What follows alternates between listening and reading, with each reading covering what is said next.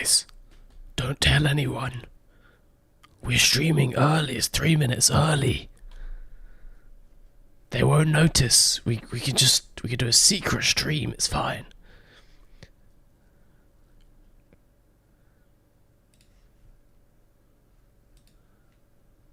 Nobody's ever gonna know. Hell yeah.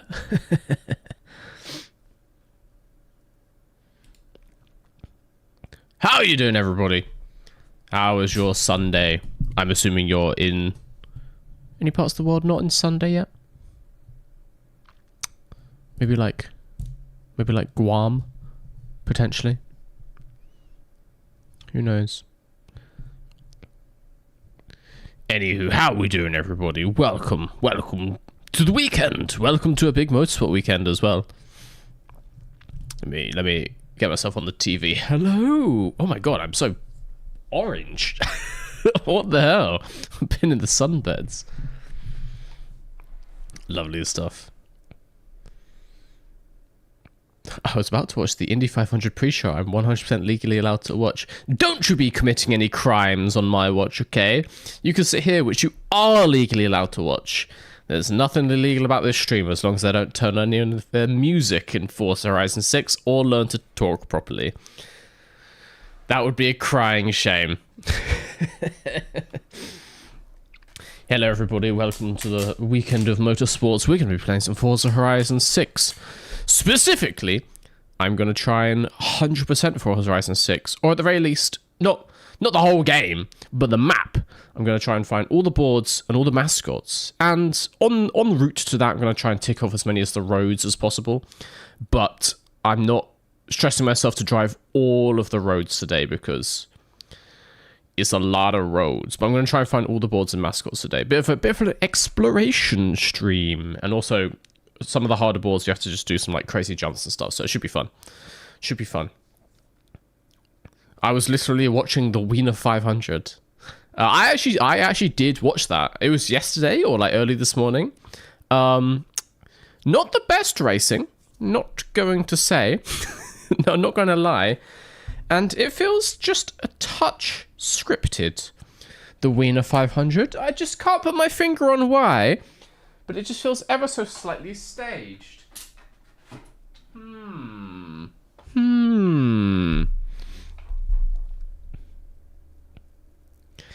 Yeah, the 500 starts... I thought it was in 2 hours, but apparently it's in 2.5 hours. Interesting. But the 500 has so much build-up, so I'm assuming it's already on TV now. But it will start in the middle of this, and then I am going to be streaming for 4 hours, because I'm going to go until 7 UK time, at which time I will be, of course, going over to watch my favourite Formula 1 pre-show warm-up stream from a little channel you might have heard of called Crash Happy. So I'll be ending this at 7. I'm not on the warm-up today. It's going to be Dan, Pulse, and James, I want to say. So they're doing it, but I'm just going to be... I'll be watching. I'll be in the background, probably making some pasta. I was just seeing what I have food-wise. Probably some pasta by the looks of it. I think that's all I own currently. So yeah, we're going to be here. I've got 4 hours to try and complete Forza Horizon as much as possible. I'm locked in. I've got like the biggest coffee you've ever seen. Look at that. Look at... That's probably... The scale doesn't come across, but like... Also, I should clarify this is a Alice in Wonderland's Cheshire Cat mug. Wait, one sec. At Ben44 he joined the green screen enthusiasts. At Ben44 celebrates 4 months of membership. Thoughts on inter-Mercedes terrorism going into a likely wet race in Canada. Also thanks for make so much great content. Well worth the membership. Oh, thank you, Ben. Glad you like the stuff I've been putting out. Glad you like the videos. I get the feeling we heard a little bit on the radio yesterday between Toto and Antonelli. I have a feeling there would have been some meetings last night and this morning basically being like, don't you fucking start shit in the race today.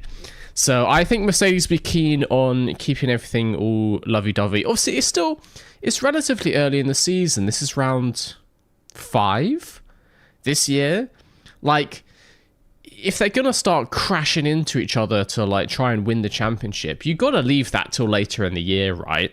At this point, if Russell and Antonelli take each other out by crashing into each other, Norris could just catch up in the Drivers' Championship. Like, the McLaren is looking quicker and quicker. So, I don't think we'll see anything too spicy between the Mercedes teammates in Canada today. But you never know. Circuit Villeneuve is very tight and a little bit sketchy. You said about a wet race today. I don't know if it's predicted to rain in the race, but I think it's raining now in Canada, or like it was this morning from what I saw. And so it could be like still a wet track by the time we start, or still like light rain by the time we start, that kind of thing. Which should be good. We should see some shenanigans, probably someone in the wall. And apparently it's a really windy day. All right, mate, a bit hot in England. It is, it's a very nice day in England. How hot is it? I should ask the question. One sec. 22 degrees? I didn't know the numbers could start with a 2. Oh my god. I may pass away from heat stroke, everybody. 22 whole degrees. Holy moly. Oh.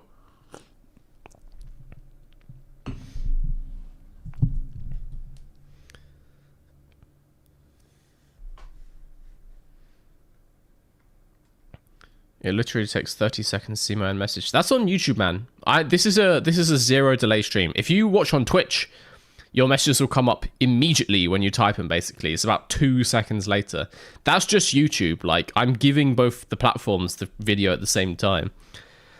It's 30 degrees in London. Is it fuck? But I mean, that sounds nice. I like it hot. I'm a hot boy. I like sun's out, get my bikini on, just being outdoors in the warm. I do not like the cold. Get me out of the cold. I don't like the rain. I don't like the wind. It sucks balls, okay? I'm a hot weather guy. I would happily move to somewhere a bit more sunny. A bit more kind of all year round nice, I think.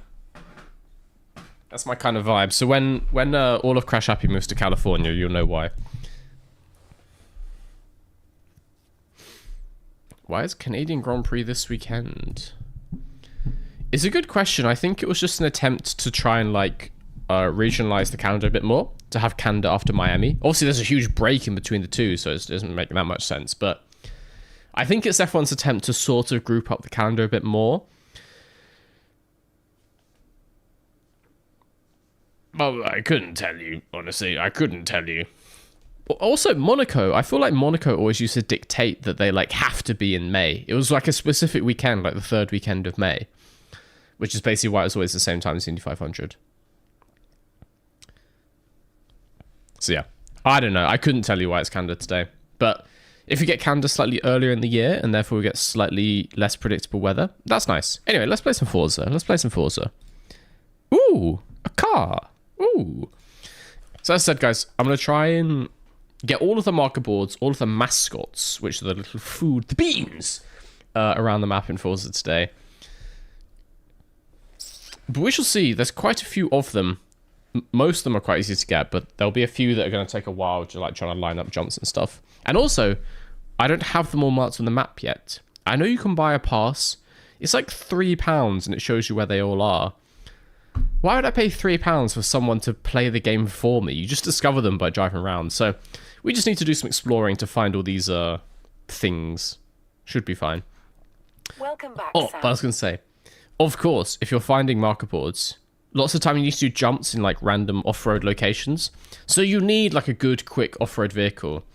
I have made the perfect... Let me put myself... Nope, that way. I have made the perfect off-road vehicle. The Honda City E. And it's just had just a little touch-up under the hood. It's basically stock. It's basically the same. Let's see how it drives.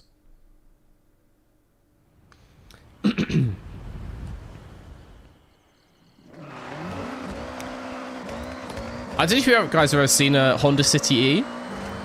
If anything, mine might be a bit slower than normal. It's probably the spoiler. It's all that drag, I think. Anywho, well, that's a road I haven't done. Let's go with region by region, I think. I'm not beating the washed allegations. I think first things first, we don't need to mark stuff off. We can just drive around Tokyo. I have got collectibles smashed, 37 of 44. I have 7 collectibles to go. Maybe I should mark them. 1, 2, 3, 4, 5, 6. Huh? Where last one? Ah! It's hiding. It's hiding. Anyway. Let's start getting these.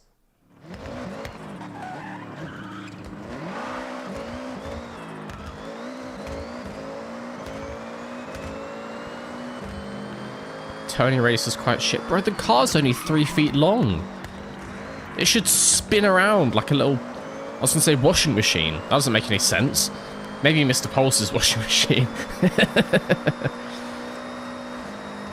Oh, guys, one thing. While I am driving around today and collecting all these marker boards, I'm also in the middle of pondering. I'm currently pondering the Formula 1 driver market, specifically for 2027. So my next video is going to be, you know, predicting next year's driver lineups. It came out of nowhere. I'm currently writing the script, so I think I have all the moves that's going to make, but it's interesting to talk because this year's kind of a tricky one. Like, often it's kind of obvious the rookies who are going to come in or things like this. This year, most of the grid has their contract ending at the end of this season, but it's not that obvious to predict where the moves will be. I think there will be quite a lot of moves in Formula 1 this year, but they're all a little, not controversial, but all a little, like, could be anyone type thing. Is that on top of that? Oh, it's there. Cool. So I'd like to hear some thoughts. First up, I guess the big question, which I'd like to hear from you guys. Will Alonso retire at the end of this year for the second time?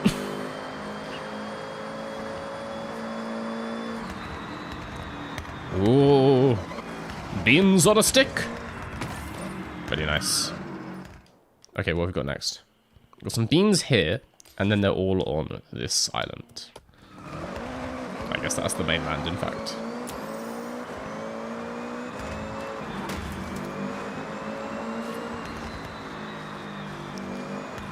Is this game worth getting? I think it's great, personally. I love Forza Horizon, all of them. And this is like... Horizon 6 is kind of what Horizon should feel like. Horizon 5 was a bit of a weaker entry in the series. Horizon 6 is fantastic so far. I've been really enjoying it.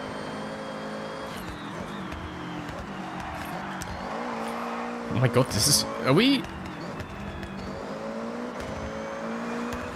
three-wheeling this car in corners? I didn't realize it was tipping up like that. Oh my god, it does! It tips! Hell yeah! It's mostly an off-road car, so it's on, like, rally springs. I guess the softness and the travel allows it to just, like, tilt over like that. I had no idea.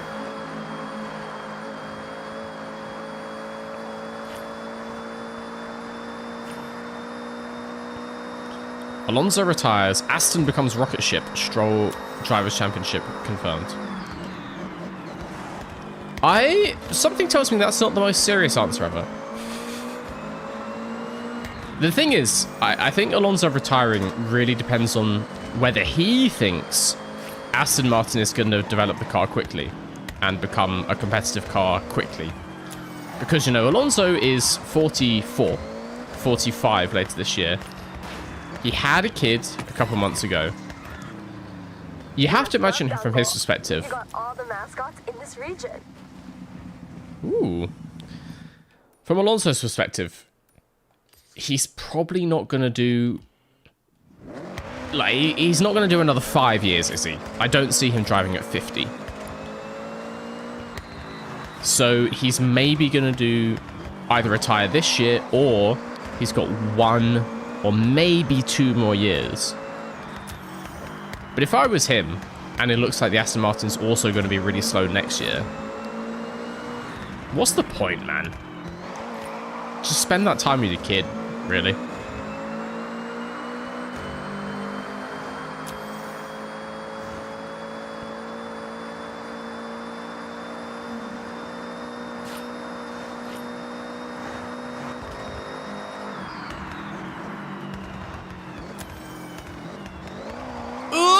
The tilting. I'm gonna spill my iced coffee in the front of this.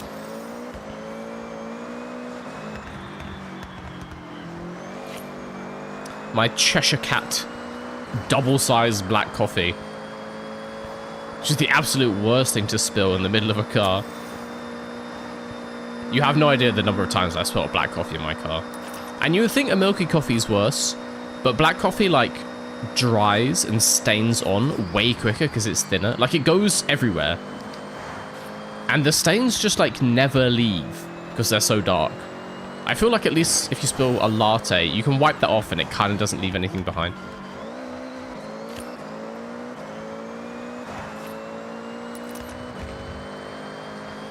He doesn't want to race at the back for another year. Well, exactly, that's what I'm thinking. Like, what's the point?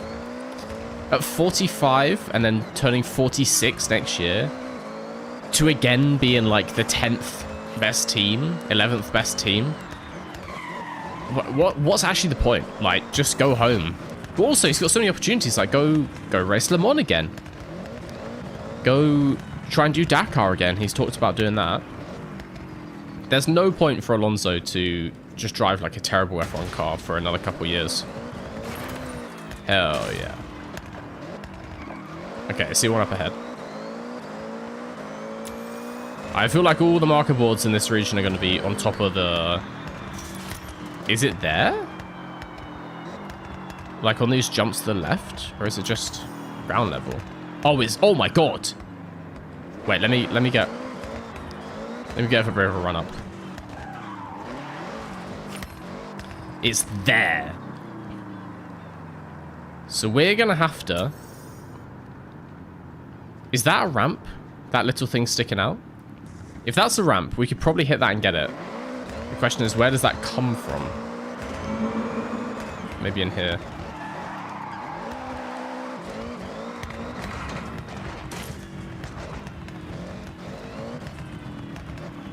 Okay, let's just try first attempt, see how it works out.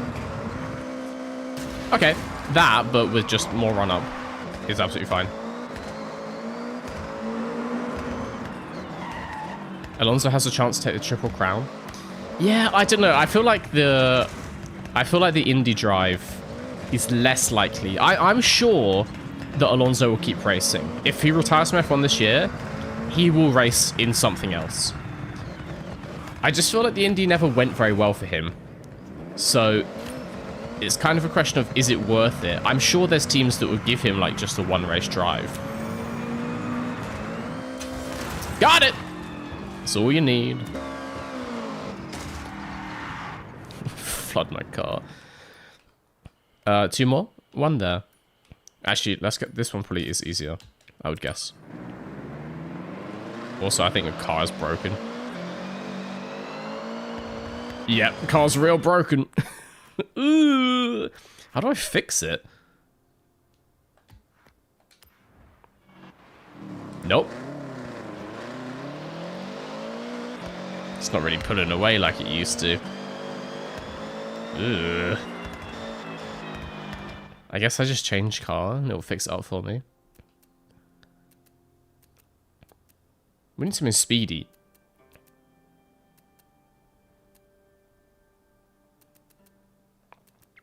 Let's take the sprint car around. Fast travel on the spot. Ah, okay. We can drive the... We can drive the... Am I going crazy? CRV. No. Am I stupid? What car is this?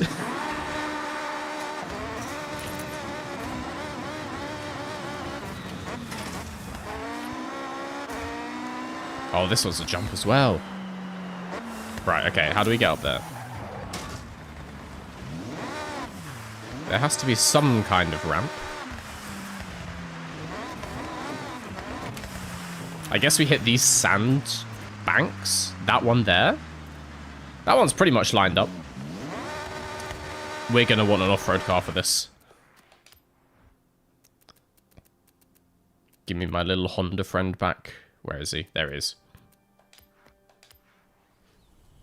CRX. There we go. Use the Jimmy. Ugh. No. I just don't fancy it. Why would I drive a Jimmy when I've got this? The perfect vehicle. Look at it. It has rear view mirrors on the bonnet. That's how you know it's a good car. Only fucking chud cars have rear view mirrors on the doors. Ugh. Okay, let's get this line up. Oh! I mean, it was close. Shit. It was close. It was close. Just a touch more run up, and we're golden. Also, I came off throttle trying to get the line up. If I can just pin it a bit more, then we're fine.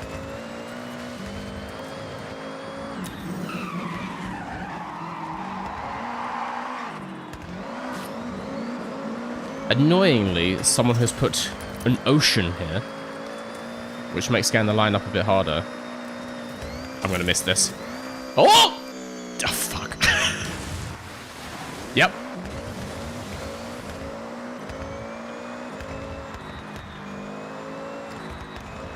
That's where the F1 cars have their mirrors. Exactly! Only the best cars. Put them on the fenders. It's just cooler.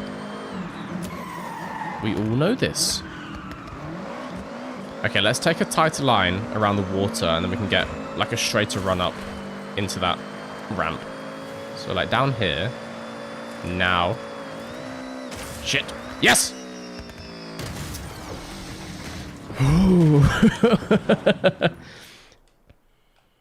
Someday. One of these is gonna hit. You can rewind? No. Look, I believe in fun, okay? I just want to hit it on pure skill alone. Also, I think I've turned off rewind, so I can't do that. But if we fuck it up again, I might have to turn that back on. Yep. Yep. Okay, let me turn on rewind. I have it off for the racing, but it's kind of weird it turns off from free roam. Okay, what is the rewind button? That's the question. It is Y! Cool, okay.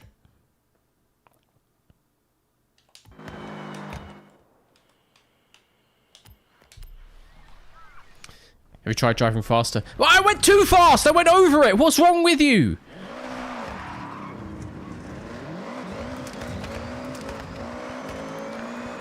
I just get, like, morally abused. Emotionally abused by chat.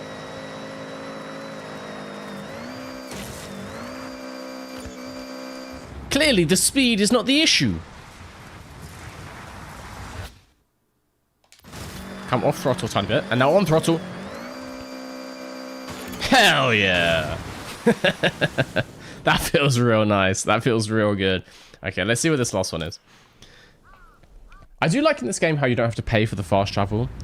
Because the way, if you guys haven't played previous Forza Horizons, the way it used to work is you used to have to pay to fast travel, but then every time you get a board, it takes like 1% off the cost. So if you get all the boards, then you can fast travel for free.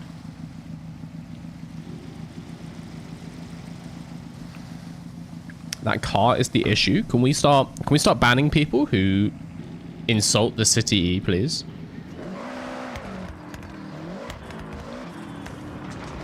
Clearly, a faultless vehicle. Right, this one we're going to have to... It's in the middle of that thing at the top. So we're going to have to go off the back of this, like, gravel ramp. So then the question is, where's the longest lineup? And come at it from any angle. I guess just, like, through the woods? This way? Let's do a little tester. Let's start back here.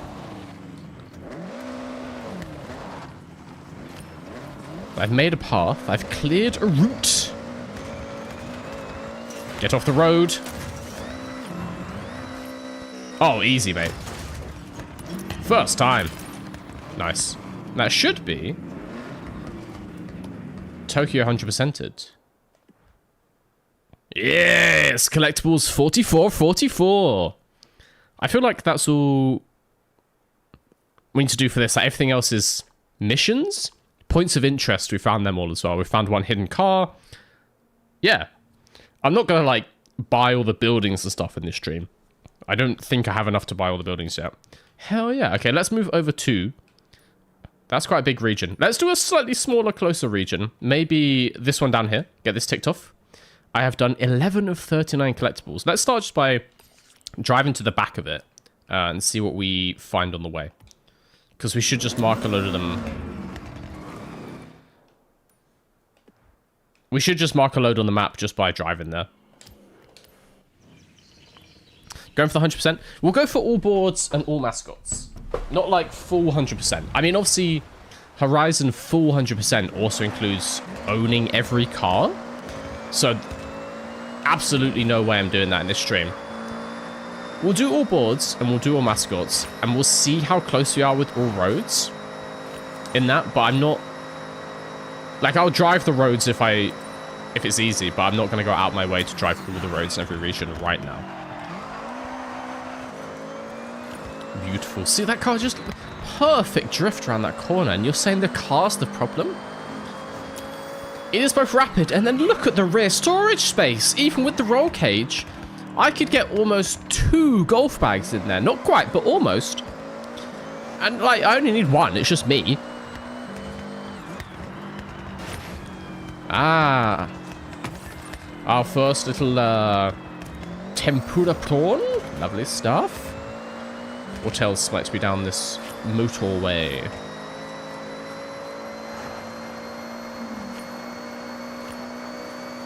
Oh god. Oh my. Okay, it's a board on our left there, but that's on a different road. So we can come back for that one. Oh god.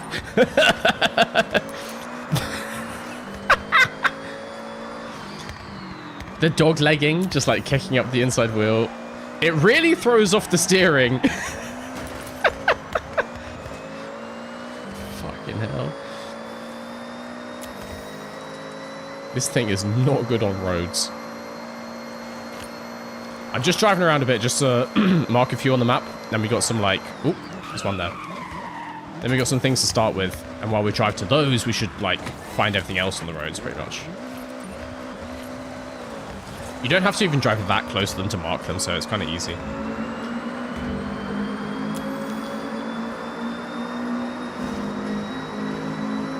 Yeah, guys, can we get maybe like a vote in chat? I'm just curious. Can we have like 1 for Alonso retiring and 2 for Alonso stays? I'm curious to see what like the general consensus is. Okay, we've got some bits there. Let's also... I haven't even been down here. This little circuit. With a tiny drag strip. 1.5. Bro has got that fence up his arse. This level of fence sitting. Oh! Danger zone. Wait. I know what must be done.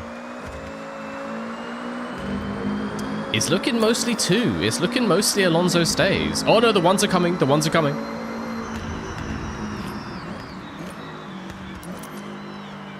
It feels... In that case, we had like a wave of 1s. It was mostly 2 before that. It feels like maybe slightly more 2s for Alonso stay, but somewhat even. Maybe like a 60-40 split. Unlike the engines. No cart. Oh, God! Barrier. Oh, board, stop! No! Oh, there's a space shuttle. Interesting. God damn. Oh, I mean, we have to go back up and get that one then. Let's go slightly slower.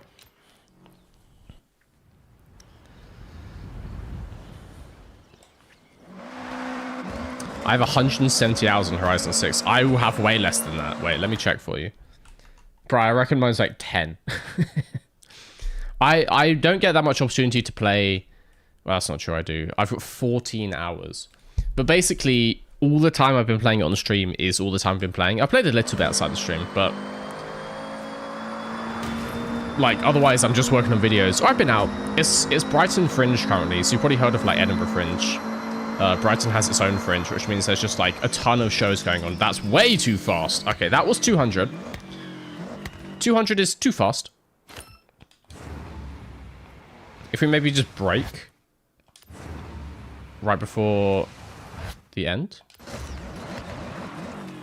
Oh, that could do it. That could do it. That could do it. I am a genius. Okay, let's just really quickly check there's nothing else up here. Ugh, that's a horrible sound. Okay, we're good. And then let's check. There's no other buildings to, like, jump down onto. Give me my drone. How do I go in drone mode? Also, Dan's online. But what? How did you go in drone mode? Am I being silly? Is it just photo mode? I thought it was a different thing. Also, let's do the wheel spin real quick.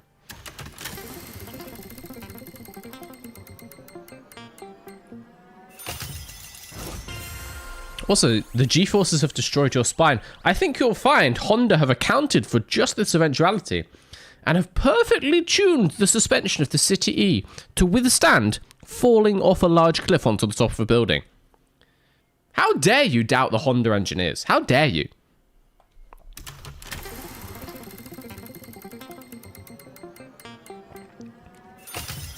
I like, will never get anything other than the 5k. I just get 5,000 credits every wheel spin. Alright, there's drone mode. That is the it's below my face and it's the tiniest button ever. Okay. Hey, you know you can see Japan in a whole new way? The Drones. drone can be used to explore from different heights to help you see things from a different perspective. Yes, but from a maximum of 10 feet off the floor, apparently. So it just fell off that building. That's cool. If I go up to this, will it, like, fly to the top? Nope.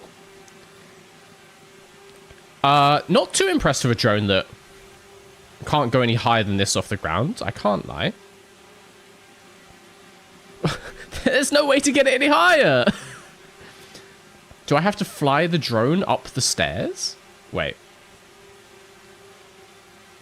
Oh, don't tell me you can't even do that, Forza. I know, I take it back.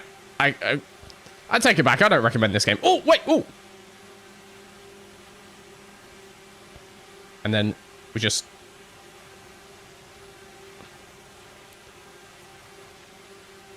Brother.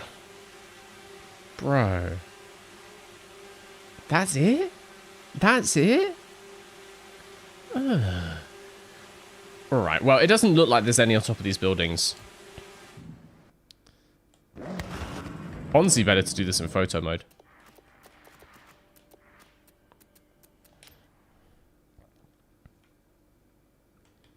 Yeah, nah, nothing on top of that. Nothing on that building. I don't think there's anything to drop down onto. No, we're good. Let's drop down. Yeah. Yeet. Land it.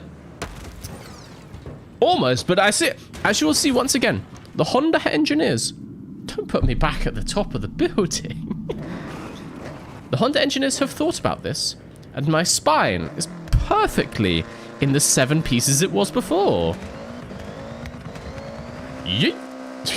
It's gonna be the same thing. Ugh.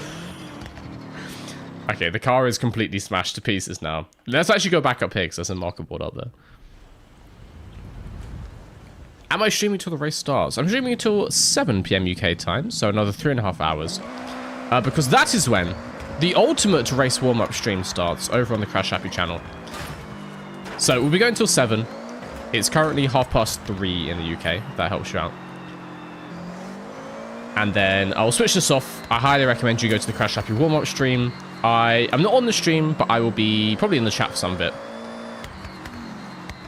Just kind of hanging out. Yuji mentioned a Ford GT abandoned along the coast here. Ooh. Check the clue. I do like a Ford GT. It's quite a nice little car. Right, marker board. In here. In here? Yes, you can't hide your marker boards from me. Very nice.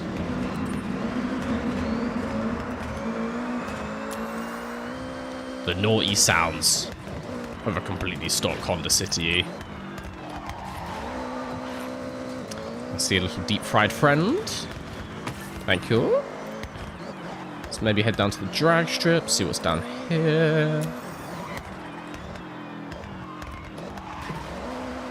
Didn't need those barriers anyway.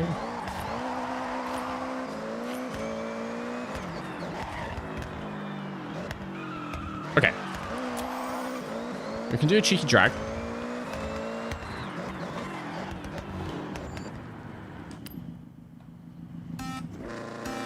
It sounds so nasty, man. This is a true rally spec. It's on off-road tires, off-road suspension, and a 10-speed gearbox. What's up? Looking forward to the rush event? But It'll be a cold one, apparently. sub 10 quarter mile. Races to qualify. I'll see you there, right? It could be slower. It could be slower. We may as well get that treasure car if it is here. Huh. Seaside parking, maybe? Let me know when you find it. What the fuck is that? It's looking at the city. So I guess it's like out here? That kind of thing, if there's a car park. Or maybe it's just like here. I couldn't tell if the thing like dropped down.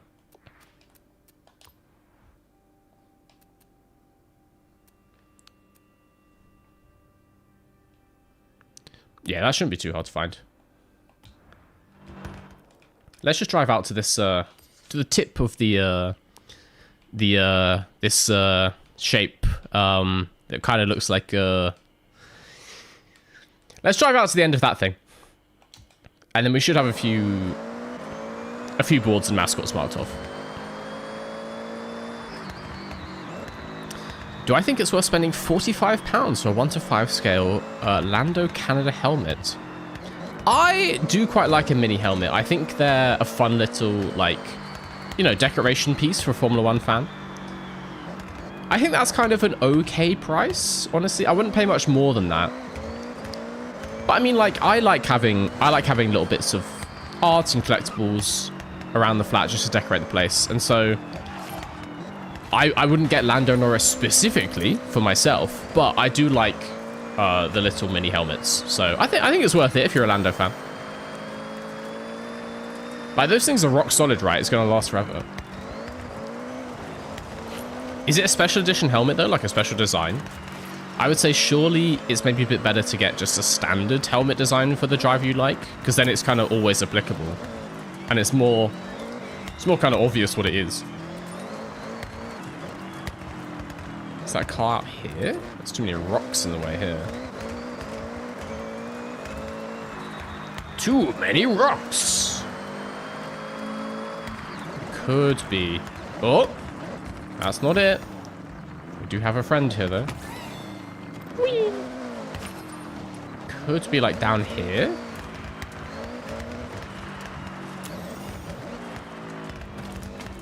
The secret hidden paths. I mean, that's certainly the view.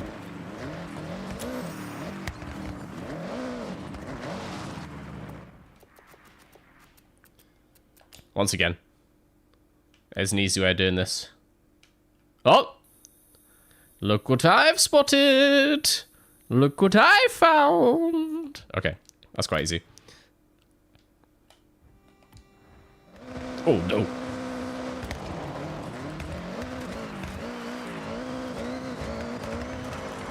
This is where the city comes into its own. This is what this car was designed for. When Honda wrote city on the badge, they were thinking off-road.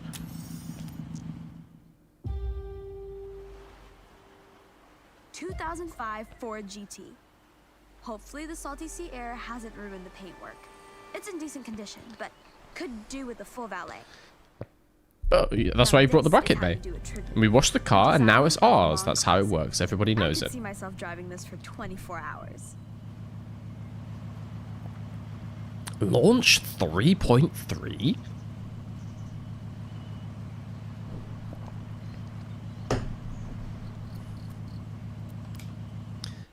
We're not going to use it. I'm staying in the Honda. Okay, in the garage and ready for its next endurance race. If it was mine, I'd be taking this on one huge Japan road trip. It's built for endurance. Enjoy it. It's a head turner for sure. I will, May. Thank you. Very cool. Ah, you're saying the helmet is the special Race for Dementia one. That is a cool design. I do like that design. In that case, yeah, I think that's a pretty cool thing to get a little replica of. Again, I wouldn't buy any Lando stuff personally. Just not my favorite driver. Because, you know, I sadly am not in a financial position to be buying merch from, like, every driver there is. Is that a marker board? Or am I just going blind? No, it was merely a blue tarpaulin. I've been fooled. I've been tricked by Forza. Let's actually finish off that road while we're here. No point leaving just a little bit of a road. There we go. There was one out there. I knew there would be. I would really like, guys, if I was one of those YouTubers and I just had infinite money and I could fill my room with, like, merchandise. I do like the idea of having, like, full F1 office and it's just, like, full of F1 memorabilia. Sadly, I have to pay for boring things like rent. Ugh. There it is. Lovely. That would be hard to find if it didn't tell me from like a kilometer away where it was. If you literally had to get like 10 meters away from the boards to get them marked to the map, this would be so much harder, but it's pretty lenient with just giving you the map marker for going anywhere near them. Bring. Okay, what do we know about? We know about this guy. Let's go with that.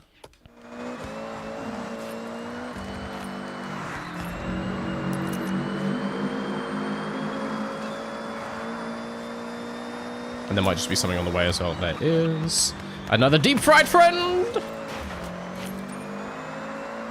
Lovely, lovely.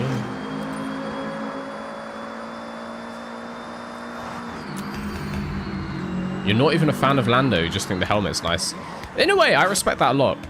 I think that's how I'm supposed to do it. And if the replica, if money is going towards the charity, then even better. So, I think that's pretty cool.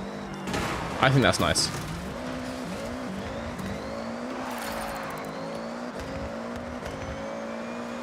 Oh, we've got a link wreckage. Leeds, lad! It's helping me find all the stuff. We found a man from the north.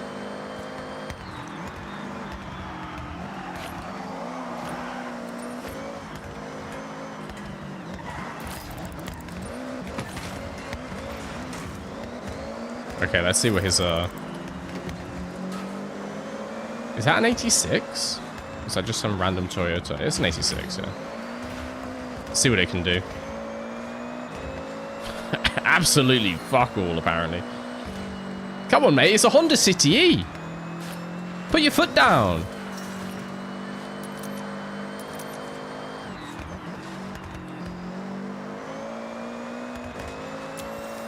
Whoop. A little tempura. Yes.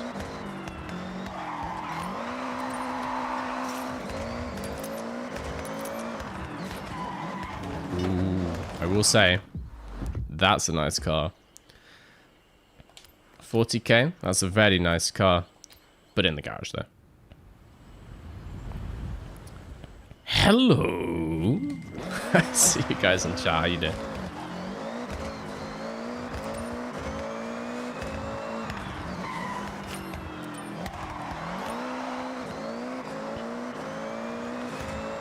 So someone said EV swapped Old City Turbo might be crazy fast like this. Sorry, you want to EV swap this car? I mean, it would accelerate like this. I don't think it would have the same 200 kph top speed, but yeah. Imagine like a dead silent, you know, EV hatchback and taking it down the tow gate and like three-wheeling it the entire way. Hell yeah. Absolutely terrifying. This is a horrible car for these roads, I will add.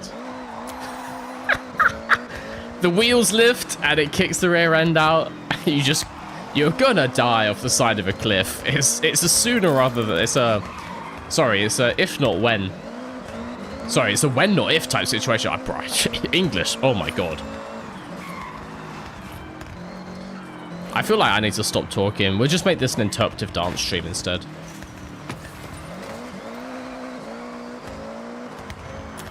What's the dance for? Finding a deep fried friend.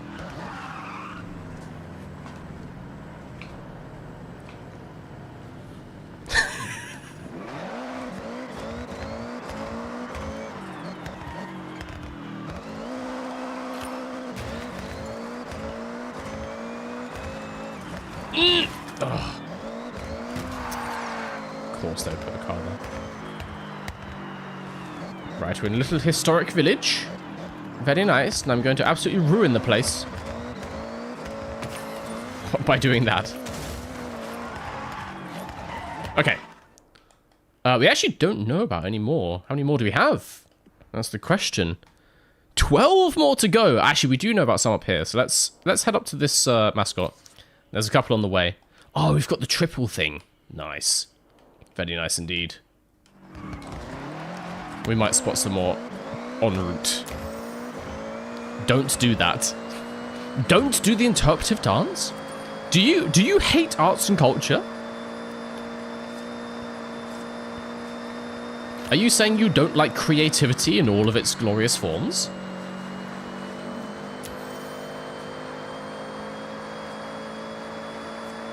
I don't know what to tell you, man, but I am an artist through and through, and I just can't contain it sometimes. These things just ooze out of me. I'm oozing upon the stream, and even if I wanted to, I couldn't hold it back.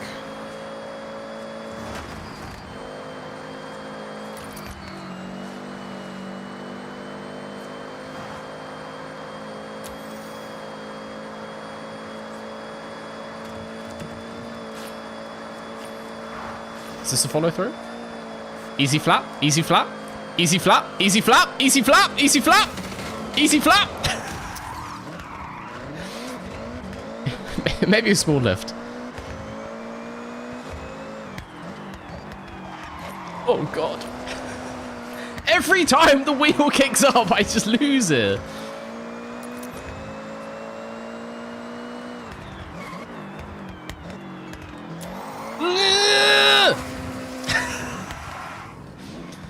Keep the wheels on the floor, bro. I do like it, but I'm curious to see if I tune this thing, if it'll become easier to drive. Am I being crazy? Do I have to go back home to tune it?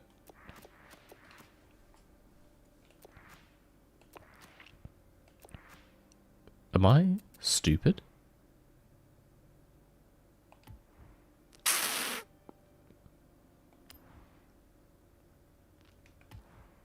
Ah, there we go. So, the rear is too stiff, and we're just kicking up the inside wheel. I can! Okay, so let's just completely soften the rear. Like, the whole way down to 0. see how that goes. But then at the same time, we do have it incredibly high up, I want to say. Yes. Let's maybe just like put the nose down.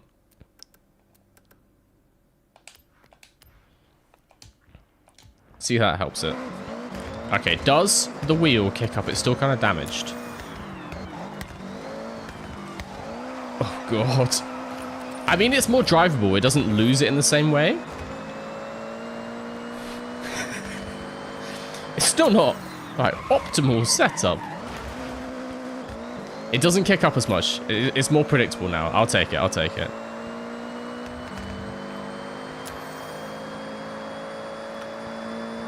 Whoa, whoa, whoa. So I just saw a message that I'm going to have to respond to. I think George should have gotten a penalty for running Kimi off the road when he was side by side. According to the F1 rules, he was also in the corner. When... So, obviously you're referring to the turn 1 incident between... Well, turn 2, should I say. Between George and Kimi yesterday. So to clarify on that, Kimi was alongside George going around turn 1, which is the left-hander. And then Kimi was never, ever going to make turn 2 with the line he was taking. And so he then goes through turn 2, and everything that happened at turn 1 doesn't really matter anymore the way the F1 rules work. And I'm not saying that's correct in the slightest, but the rules basically take it on a turn-by-turn basis. And so Kimi was going too hot into turn 2 at that point, and was never going to make it. And so Kimi ran himself off at turn 2. George just drove kind of a normal line, saw it coming, cut back under him and carried on. Like, he didn't run him off.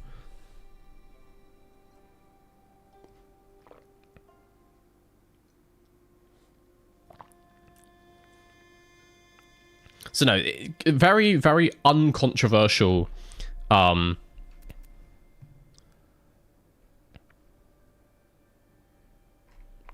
very uncontroversial incident, I would say. People are so desperate for an incident, but that was not it. Canada can produce stuff like that because it's very tight, and there are a lot of places where those things happen. So we could see more in the race. We've got more time for it to happen, and particularly with maybe the McLarens in the mix, but also the Ferraris in the mix. I think we could have some kind of funky incident in this race, but that was not it in the sprint. Also, it's a sprint. Who cares?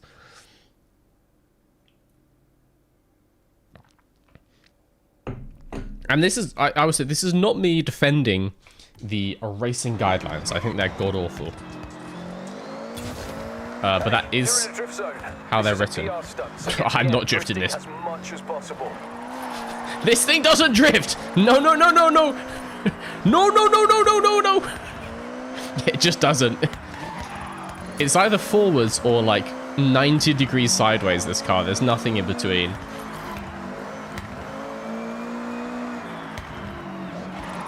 So if I pull the brake, that's what happens. Let's not do that. Anyway, where's my deep fried friend? There he is. But the drift zone isn't going anywhere. Head back to the start. Give it another run. What is Make this? sure you're moving forwards through the zone. Any stopping or wrong turns ruins the flow, and you won't get your score.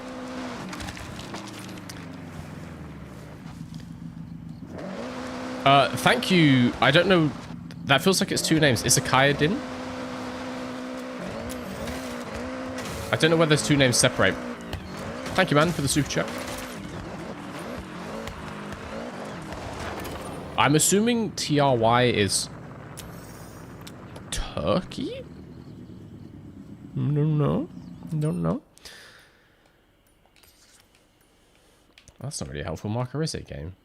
I feel like I have to come along it from this road, so let's drive up there. Actually, no. Let's drive to this little fried man, and we might also find some stuff out here. It still thinks I'm on the loop thing. Let's just go onto this off-road section. There we go. Oh, the car's so much more at home out here. Didn't know there was a guy there.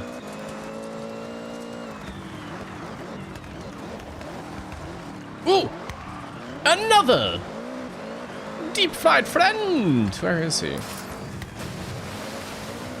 There he is. Oh, very cool.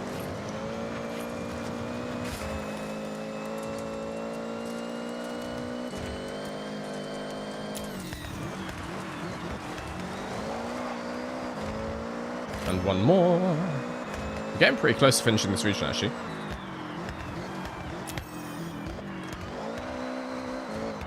Ooh, and you can buy a Subaru WRX. I'm fine, actually. I have at least one of those, if not multiple, but thank you so much for the offer.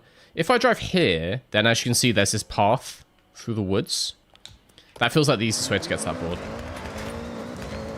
It looks like on the map there's like a cliff there, which I don't particularly want to have to drive up. Doesn't sound as easy. Oh, it holds itself in high speed more. It has probably less speed, but way more stability. Let's check through here. It's kind of up a hill. It's not even that fast. It's only 170.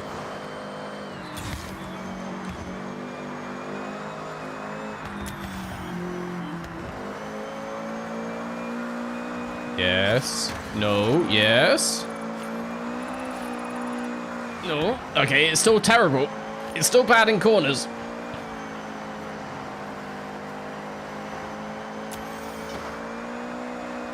Thank God for the drift zone making all these people go away, though. Very kind of them. Nice run. You can keep running drift zones. This car is hideous. There's always some extra points out there, right? I'm going to have to start banning people if you insult the Honda. You clearly just have no taste, and that's fine. Like, some people don't. You know, we can't all be fashionistas. But, like, come on. Here we go. Where does this little road take me? There's treasure. To the end of the dirt path. Whenever a strange man tells me to follow him down the dirt path, I always accept, because there's always fun little marker board at the end. Lovely stuff. And actually, quite a cool photo spot. One sec. And for those of you saying this car is hideous, just use your brain a bit more. Like, come look at it. I mean, it's kind of dark. Wait one sec.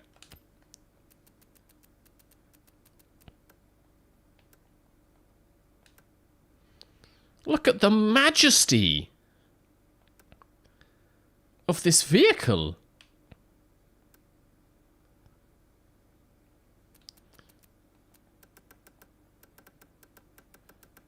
Let's get a nice, like, old school low contrast picture going.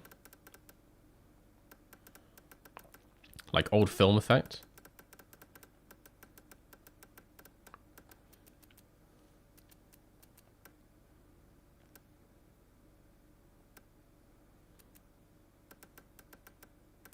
What does the focus slider even do? Is it how deep the focus is? No. Doesn't seem to be doing much.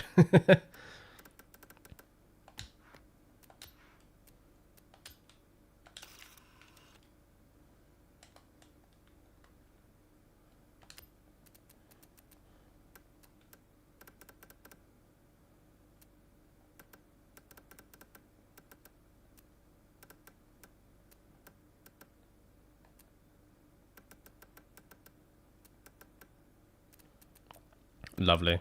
Lovely, lovely, lovely. And then if we just fix it up a little bit. Oh, yes. Oh, yes. Now that is a vehicle. Wait. My face comes in the way. Look how beautiful this is. I literally can't take my face cam off. It won't let me. There we go. How dare you say it's a horrible car?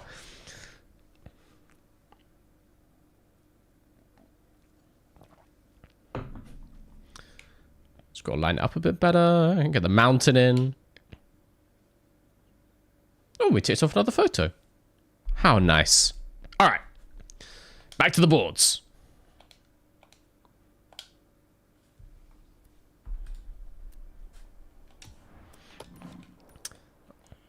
Also, guys, so it seems Fernando Alonso, people are pretty split on whether he's staying in the sport or leaving. Another driver. You know what, let's go through the people who have kind of a chance of leaving. I think there's a lot of drivers who obviously are sticking around. But there's a few of a chance. I feel like the next one to talk about is probably Nico Hülkenberg. Only because he's also kind of a bit older. So, like, sometimes people throw up as, like, a potential retirement case. I would say, I'd like to hear your opinion. Nico's doing absolutely fine currently. He's a little bit younger. He's 38. So he's the third oldest on the grid after Alonso and Hamilton. But, like, recently he's basically been the same as Bortoleto. They're pretty evenly matched. They kind of are both finishing races around that kind of P11-ish range.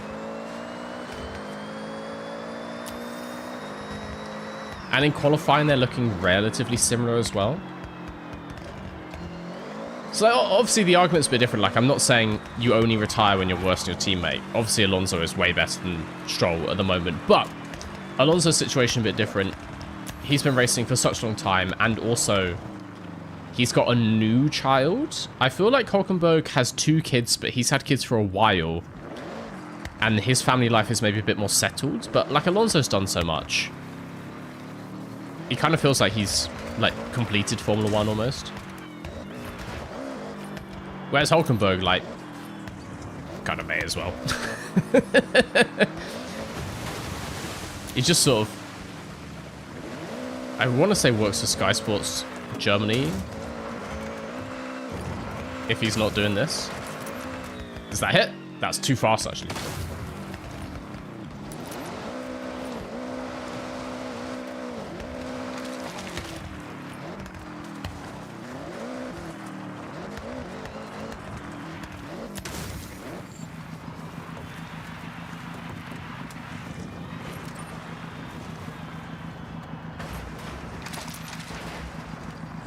Why are we still on Alonso leaving? Because I want to hear your opinion.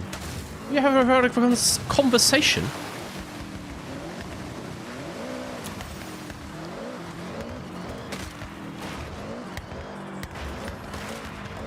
Okay. A little bit less speed. Let's see what this is. That was 113. Still too fast. Still too fast. Let's just lift off at the top.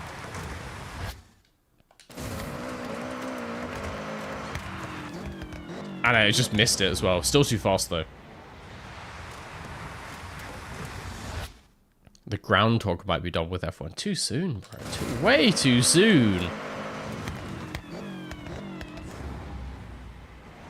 You're making me miss my marker board just because of grief, if nothing else. Oh! Just clipped it. Oh my god. The tire tread of the back right. Got it. Hell yeah. Hell yeah. Okay, let's go get the deep fried friend. And then we just got a couple more in this region. It's looking good.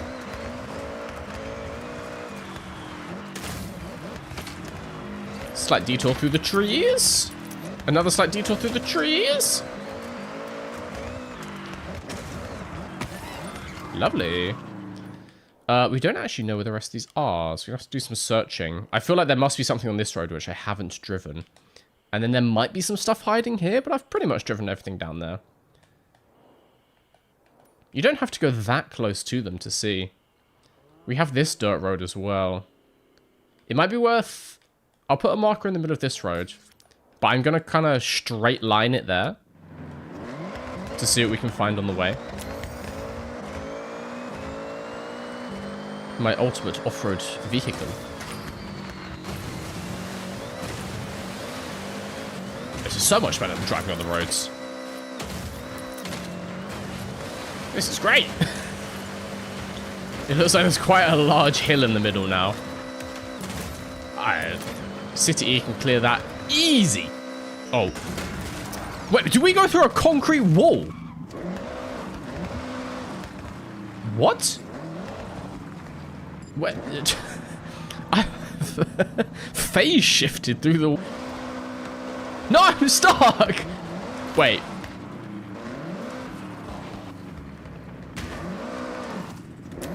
Hang on a second. Bro! I've been kidnapped by these people. Oh! Alright, fine.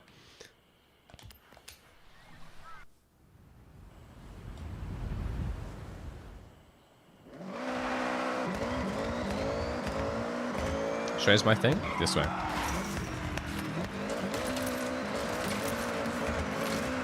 There might be one up here, you never know.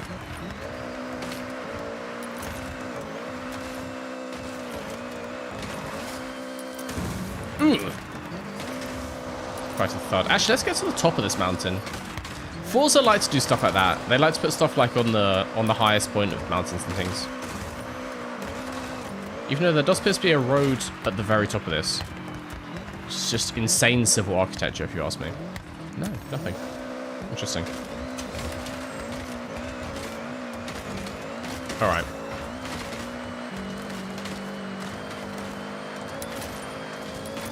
Oh! Well held. Carried the speed. And now... Yes. Yes. Just a little bit further off to the right. Naughty. Naughty business. And actually, there's a little clearing. Looks like the kind of place you would get a marker board. No? No. Ah! Mascot. I knew it. We'll just drive off the road to complete it. Cool.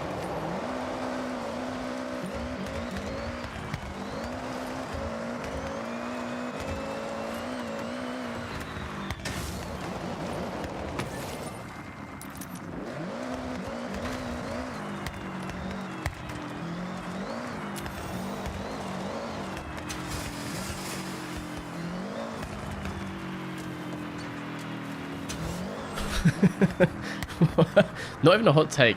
Did you come from the boiler room of hell? Chill, we get it. Have you ever considered that some people just aren't like that?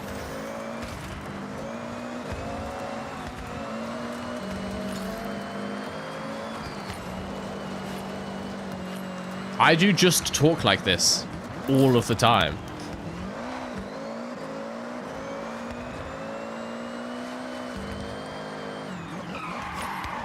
The thing that I've never understood, actually, not to get too, like, too defensive with it, but, like, why are you in the stream just to insult me? Like, I'm a real person, you know. I'm not like some celebrity millionaire. I'm just a guy playing a game. You don't have to be watching this. I've always found it insane that people who come and, like, insult a streamer, particularly, like, a slightly smaller creator. What do you benefit from this?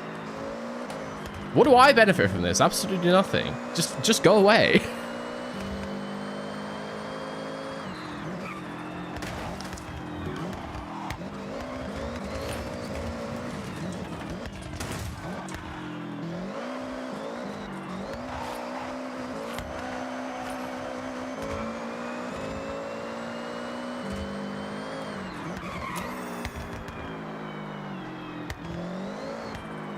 Why didn't I call the $V V-Bucks?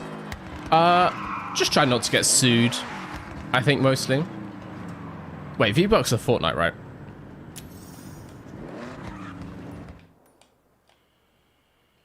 I can't say I've ever played... Oh, have I played Fortnite? I might have. I actually, weirdly, might have only played Fortnite, but only the original, like... zombie defense thing, like before it was a battle royale.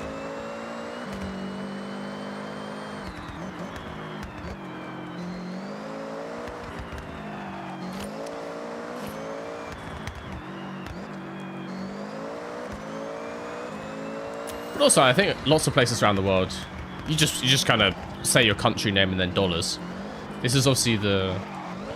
I was gonna say kingdom. It's more like a dictatorship. It's more like a, you know, Democratic People's Republic of V.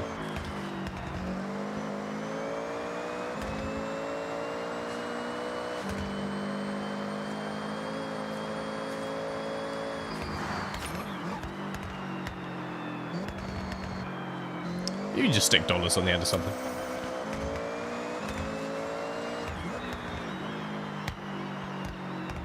Mr. V Live, no way. I am enjoying the game. I've always been a big fan of Forza. I've been playing since Forza 1. Back in the original Xbox, the Xbox 360. I like a sort of like hanging out driving game. I like a sim race game, but I've never been too fussed to like sit and grind to get really good at a sim race game. Like I played a lot of the F1 games. There was one point in time where I used to play iRacing, not for very long, only a couple months. But my kind of driving game is more like a street race, hangout, customize a car driving game. So I've always loved Forza. And oh, Forza 6 is a very good Forza so far. All right, how many do we have? How many do we have? 3 more. Okay. We need to just kind of drive all the roads we haven't driven. So let's check. Probably need to check there in the middle of the rice field. Check. We'll finish this one. We'll check there. And we'll check here. If I mark that, that should be a good route to start.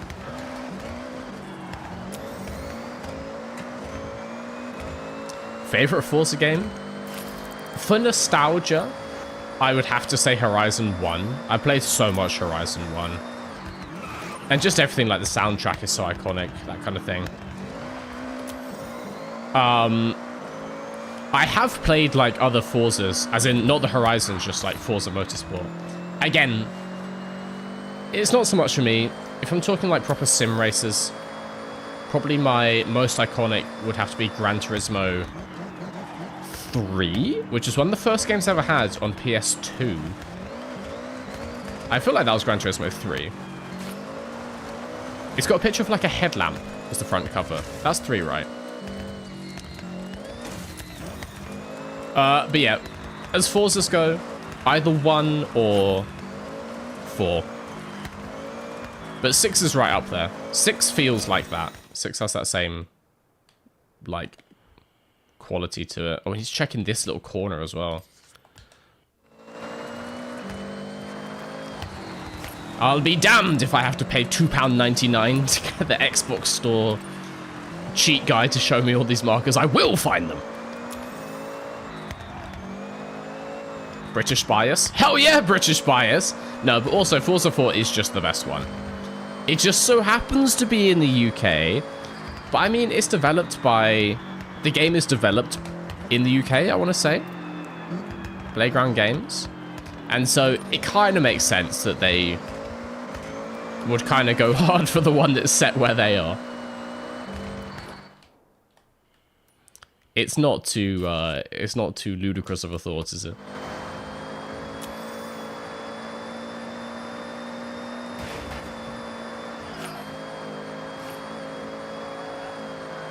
Please, no cars. There we go.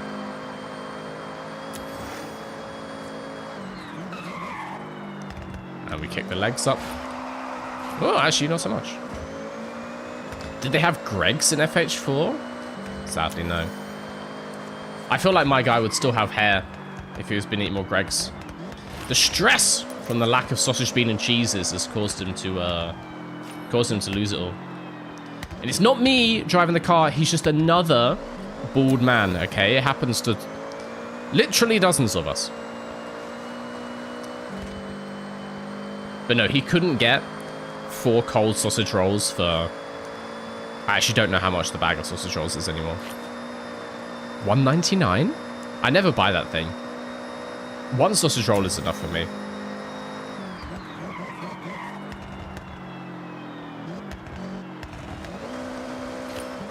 But no, if he was chowing down sausage, bean, and cheeses every day, he would have luscious locks.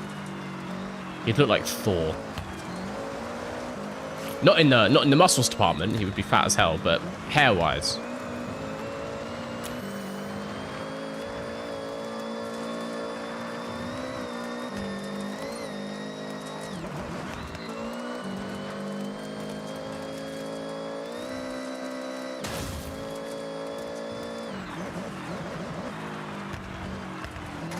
I feel like I'm literally just gonna 100% all the roads in this region before I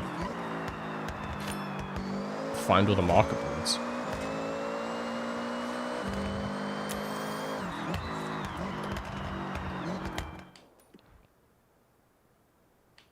I've already discovered 58% of the region. Oh, there's this bit. Ah, there's got to be something the whole way down there. There has to be. I know region discovery includes like driving all the races and buying the houses and stuff. I feel like that kind of should be a separate category. Like discovery and completion are kind of two different things. Discovery for me feels like just driving all the roads. Is there something down there? It's actually quite a cool spot for a photo, to be fair. I like as well, when they develop these games, they clearly just put in, like... They make these nice little spots for taking nice photos, which is just like a nice attention to detail when making a game like this.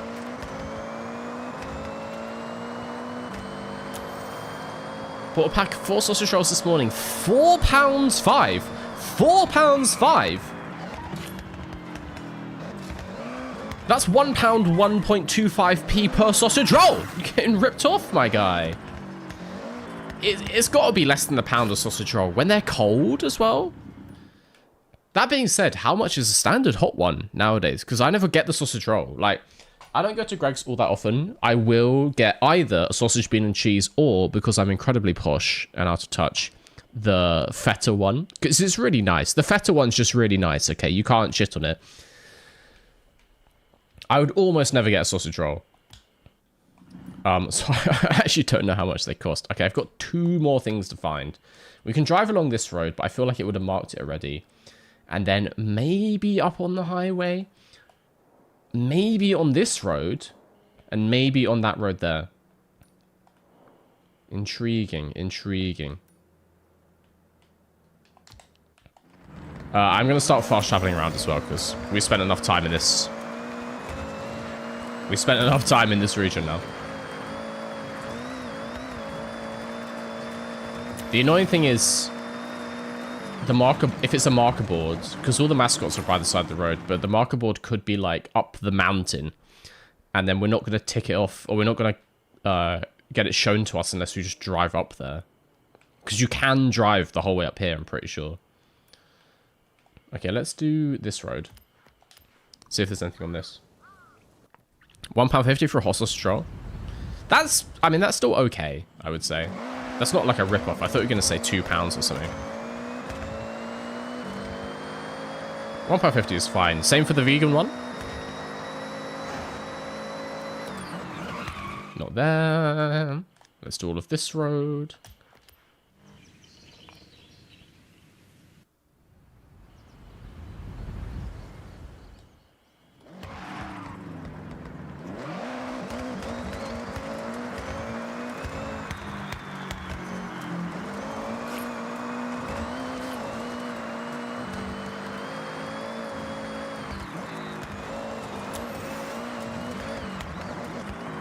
There's random paths out through the woods.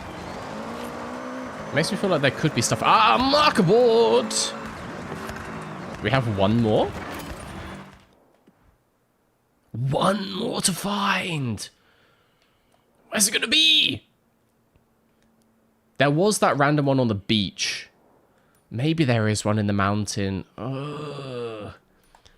I do need to...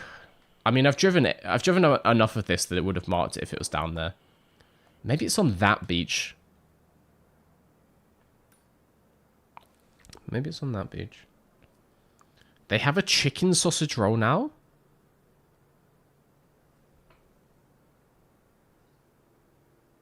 Are you being for real?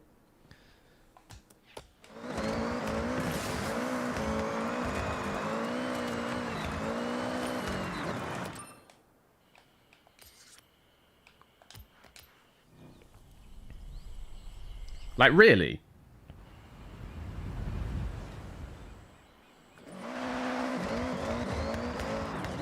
Seriously? No. Seriously? No.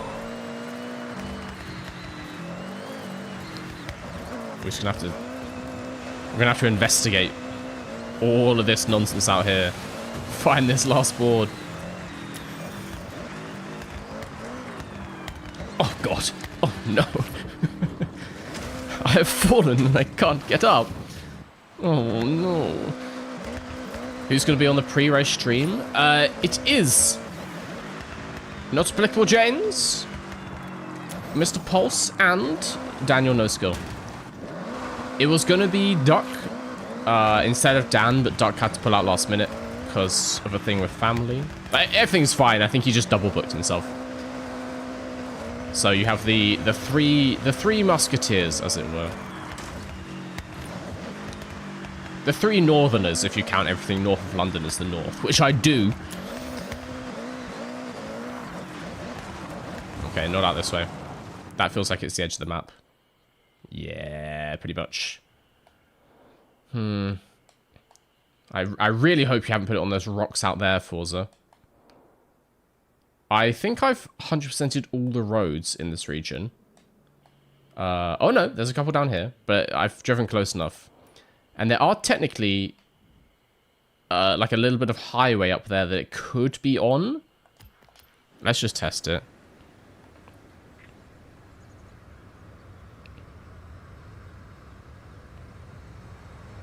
No CP?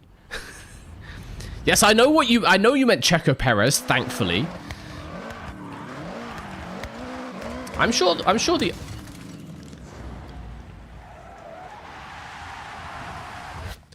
the others can still mention Checo. Checo with his cheeky little, well, P11 on the road, P14 in the sprint race. I actually haven't watched qualifying yet, guys. I was out at a show, a fringe show last night, so I've seen the sprint. I haven't seen qualifying. I was going to kind of double screen it, watch quali and the Crash Happy warm-up at the same time. Was my plan for later. Right. At this point, there's one more collectible. I have driven every road. Every road. Unless it's like, for some reason down here.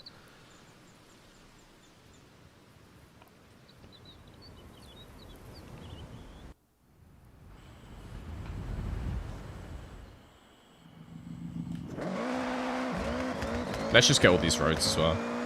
Now that we're here. There's a chance.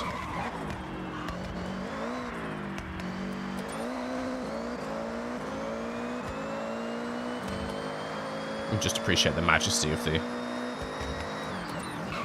City E engine sounds.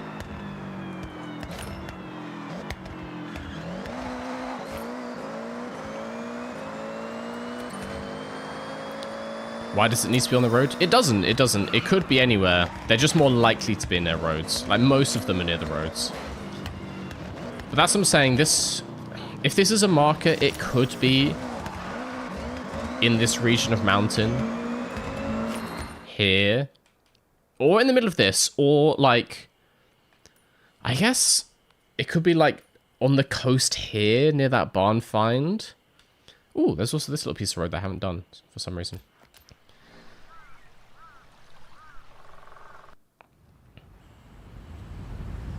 It's just much harder to discover that because there's a lot of mountain, if you know what I mean. You have to drive within a certain distance of it to get it pop up on the map. And that's much harder to do in this huge open space, but let's test it. Let's see. Is it literally just, yeah, just straight on now? What's in the woods?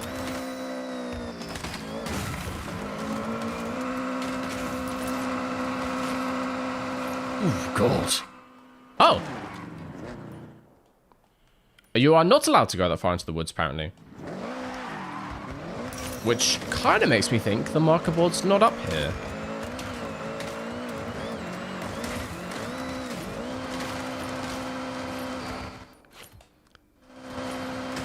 If the edge of the map is actually going to be like this.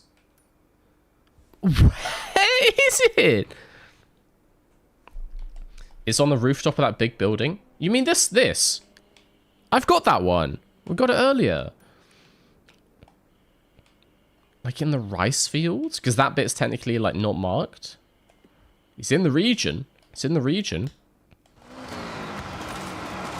Yeah, we got the one on top of the space shuttle. We have that. And I don't think there's any other rooftop ones down there. It's on top. No, let me show you. Let me show you. Let me prove to you. Fields in the north. I just need to prove to all these people in chat who don't think I've got this one. See? See? It's on that corner. We've done it. There is the other building at the far end. The other space shuttle. Let's just get down. Thankfully, that's what this car's designed for. Oh, God, so broken. There is this other space shuttle here. Fields in the north? Yeah, that seems more likely. There's not going to be anything up there, I don't think. When you say fields in the north, you mean these fields? Or these fields? East fields or west fields? Oh, this! Yeah, okay, that makes sense. That makes sense. The first. Okay.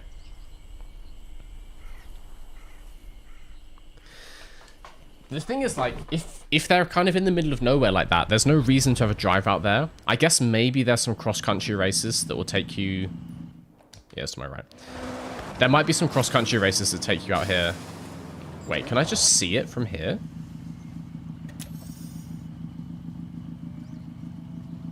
No. But other than that, there's never any reason to drive into these parts of the map, I don't think. Other than just trying to find stuff like this. Maybe by this house. All of the Nangan region? It sure is a beauty. Deep fried friend! I bet you're fried after finding all those. Hey, I tried. This idiot making a fried joke. Ugh. Okay. That is all the collectibles smashed. We have found also 5 of 6 points of interest. What possibly could be the last one? I'm actually not doing the points of interest. That's fine. Let's move up to the Shimanoyama region, where we have 10 out of 42. But thankfully, quite a few of them marked to start with. So we can tick off quite a few. That was my Moby Dick. What do I do with myself? I found the white whale. After all these years. Don't know how to live anymore. Okay. Let's have a little drive around. Shimanoyama? Shimanoyama. Nailed it the first time. Let's have a little drive around, start ticking some stuff off around here. We have 11 out of 40 something. Hell yeah. How do I donate to Dan's offline chat? If you just go to twitch.tv/DanNoSkill, then I'm pretty sure you can send bits at any time. You can just... So on a channel, even when they're offline, you can pop out the chat on the right-hand side. And I'm pretty sure you can send bits. Or you can subscribe as well, you know. You could also subscribe to this other channel called The Original Mr. V on Twitch. Just throwing that out there. You could do that one as well. Particularly, you know, if you have a Twitch Prime that you haven't used yet this month. I've heard he's a cool guy. Heard a rumor.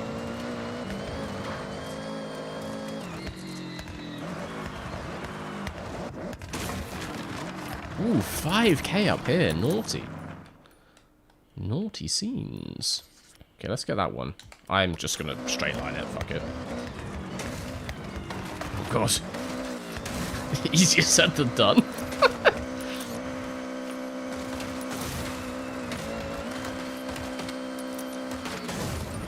Oh, no. Ah, there it is. There it is. Lovely. And I think if we just turn around, there was one back along the road this way. Yes. Little rice bowl.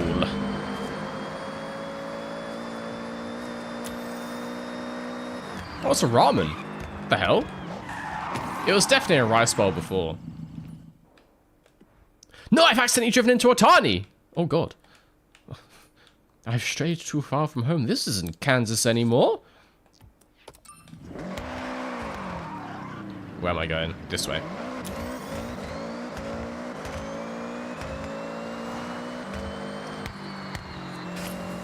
I played today too and flew over that board. I must have marked it off by doing an off-road race that, yeah, just jumps over the top of it. Because clearly that's why that mountain looked like that. Oh my god. There we go. It does not want to go straight. It really, really wants to go side to side.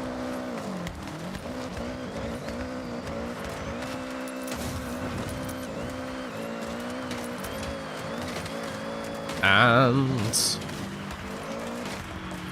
whoop! Hell yeah. What is next? Let's get this guy. Where's the road? And then, should just be... there it is! That's pretty much it. Oh, Jesus Christ.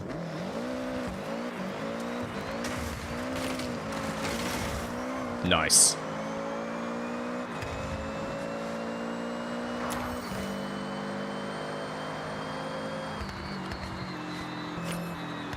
What wristband am I?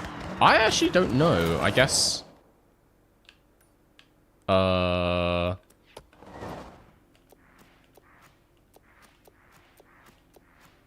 was confident it would tell me in here. Green. I am green wristband. Let's actually get this. Ooh! That's pretty cool.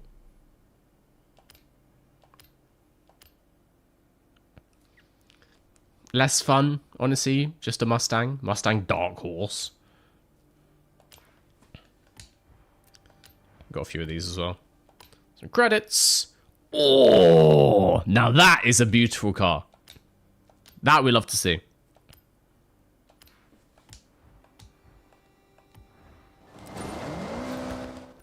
Yeah, if we just head back down the road this way.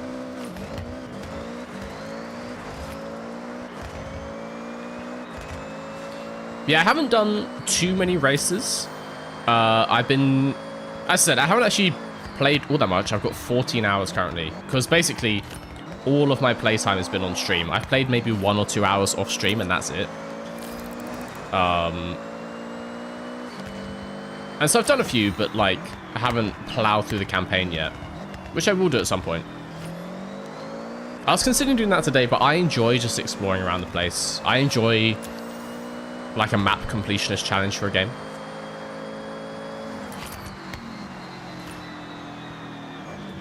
I think it's an interesting way just to see what's around here. I also really like building custom races, and so doing something like this is just a good way to see the whole map and, like, learn just the fun parts and where there's some fun little, you know, jumps and Easter eggs and corners to put into a track. Also, the way that Horizon works, you kind of never need to play the campaign because you just unlock so much stuff from just driving around. You can have so much fun with this game by just never ever interacting with the story at all. But the story seems decent in this one so far.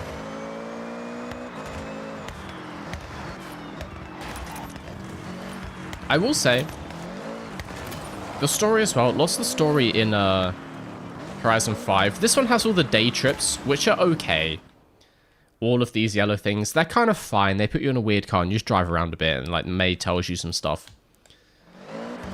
All the ones in Horizon 5, which were just like, here's another Volkswagen Beetle. Gotta drive the Beetle around again. Have you tried the off-road Beetle? How about another Beetle? And it just got kind of tiring. Just not a huge fan of the Beetle. I will go check in a second, guys, because it's really starting to smell like smoke in here. And that could just be a neighbor having a barbecue. And they're getting those steaks. To complete a speed zone, you need to post Well an done. average speed between the 2 marked points. But it without leaving really the smells road. like wood smoke, and I would just really like if my apartment wasn't on fire, so I'm gonna go check that in a second.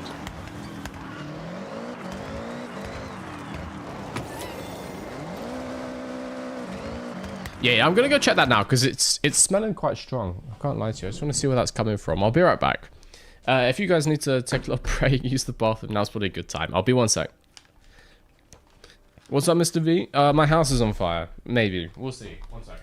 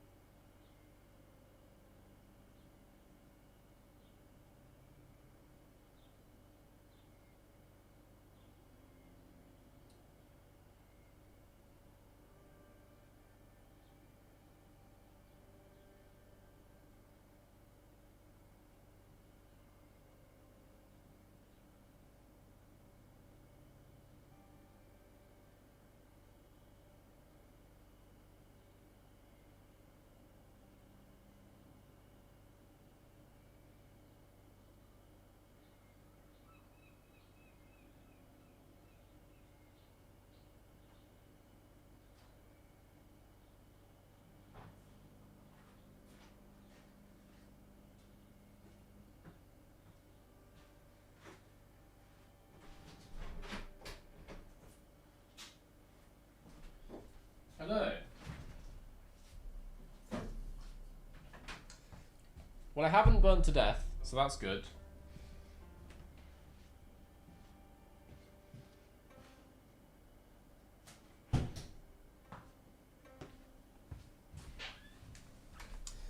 Nothing appears to be on fire currently.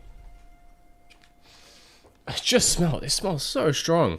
I've closed all the windows, so hopefully that goes away. But you know, like, normally when it's a barbecue, you get like a charcoal smell, like a gas fire smell. This smells like wood. It smells like someone's burning wood, which is like just kind of concerning. I think someone's basically trying to barbecue, but like on a bonfire.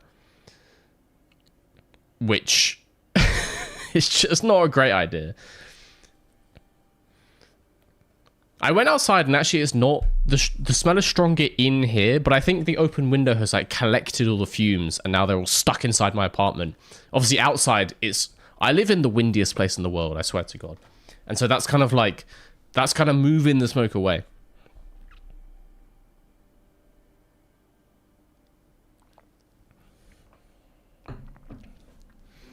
It seems fine. I mean, it's a sunny Sunday in the UK. And there's nothing British people love more than burning sausages on a barbecue. And they're making A1A sliders. There's a couple people I love on the Flavors of Formula 1. I think there's a lot of people who don't understand the vibe of that show and they think it's like a serious cooking show. If you guys thought the Flavors of Formula 1 was meant to be serious and meant to be done properly, please, it's not. It's intentionally very stupid. But I had a couple of people. So apparently on the Miami one, the A1A refers to a motorway that goes through Miami. And so people were like, the A1A is a road, not like a type of steak. And I was like, why would I know that? That doesn't make any sense. You don't go to the British Grand Prix and get M1 hot dogs. In what world was I going to find that out? I googled A1A and nothing came up before. I was trying to figure out what the hell it meant. It's just a random highway. And people love to leave comments like stuff like this is super obvious. And it's like, I'm sure if you live next to this road, it's really obvious. Not obvious from an international perspective in the slightest. Also, so many people unhappy about the poutine episode. I love to see it. They were so unhappy about my cheese.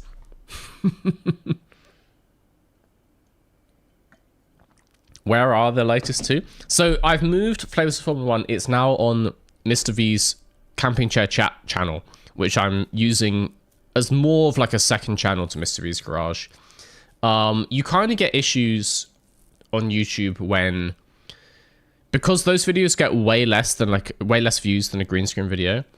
It causes me problems with sponsors and things like that, because they'll look at like average uploads, like average views on all your uploads, and because those videos can come out more often than green screen videos, it also hurts the green screen videos performance, because again, YouTube itself will look at your average channel performance, and if most of my videos are those ones and they get like maybe 15,000 views, then YouTube will literally just push the green screen ones to less people. It will recommend it to less people because it thinks all of my videos have just got worse. And so that's why so many people have like so many channels on YouTube. You kind of have to separate them if they're going to get significantly different views. But also, yeah, because the green screen videos take so long to make, and because those videos are so quick to make, it ends up being the case that for a new person, if they come to the Mr. V's Garage channel and they click on videos, most of what they see is the random stuff like Flavors of Formula 1, or they would see the podcast when I still did that, all these things. I would prefer them to come to Mr. V's Garage and click on videos, and it's just the green screen, the deep dives, and the big like what if questions. I would prefer them to just see that, and then they get the vibe of what this channel is. And then they can like, you know, watch a couple of those, and then maybe they discover the Camping Chair Chat channel. So they're over there if you haven't seen them. Is the short answer to your question. Where's this region go? This region goes all the way up there. Let's drive to this little mascot man. And on the way, we'll discover a load more of this stuff, which I haven't been to yet, apparently. But I am quickly just going to fast travel to fix my car.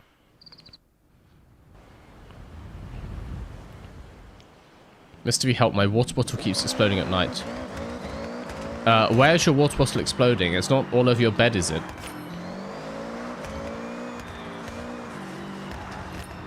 Your water bottle just happens to be exploding between your legs in the middle of the night and getting your sheets wet. But definitely the water bottle. Oh, we have found a mascot. Let's get that. Where is he? Oh, he's on a football pitch. Wait. It is a football pitch. It just has no goals. Can't have shit in Japan. Someone's stolen the goals. Ugh! I need to stop driving on the right. I gotta stop doing that. You can reset damage through photo mode, but that resets cosmetic damage. Your car does take like physical damage, and over time the engine, it just gets slower basically. But it feels like the fast travel's resetting all damage. Got him. What is this? Oh, it's 2 cars to buy. 3 cars to buy. Well, I guess at that point, that's just a car dealership, right? How much for the XJS?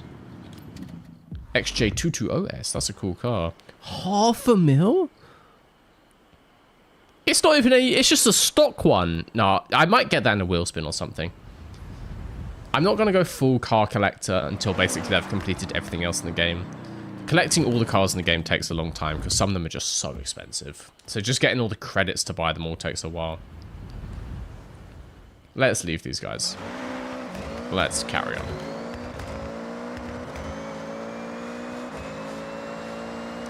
Cheaper on auction? Yeah. Yeah, once the game's been out for long enough. Because people start to get duplicates and wheel spins, and they just auction off cars at, like, the minimum amount. And so typically you can pick up almost every car for, like, 15,000 credits on the auction once the game's been out for long enough. So there's no point.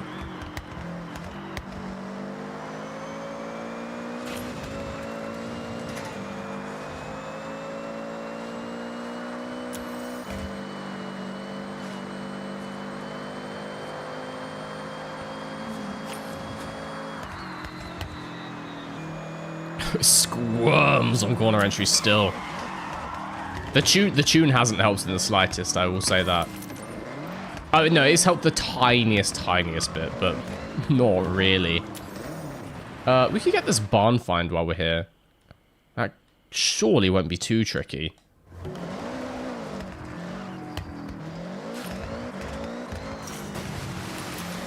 Particularly in this car, if we can just jump over all these hills. But it feels like it's probably just here. There's a little clearing. That's a train line. Probably not a barn down there. But actually, there might be a mascot down here. Let's find out.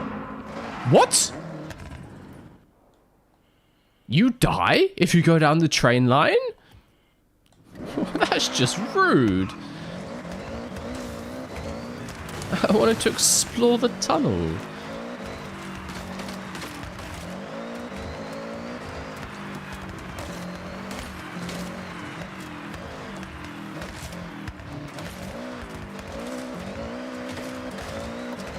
Barn is not going to be up this hill, I don't think. It might be down the side of it.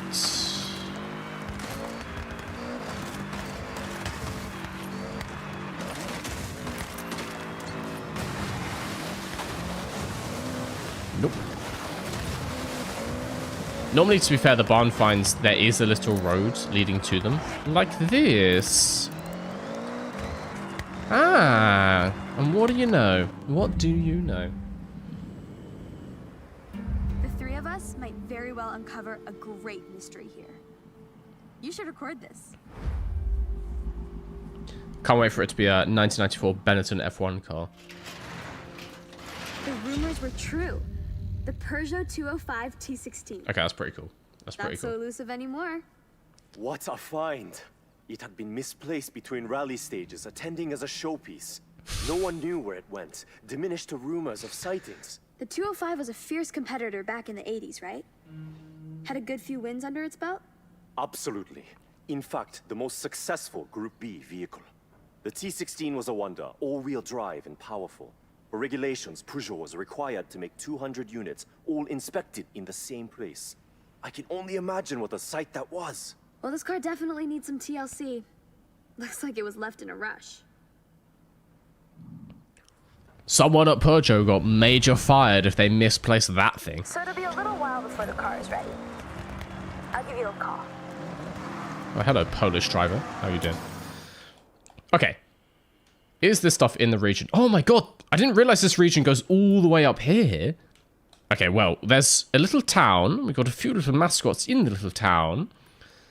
So let's go to this guy. Get the mascots on the way. Hello, Polish driver. That's not one of you watching the stream, is it? Because he appears to be following me.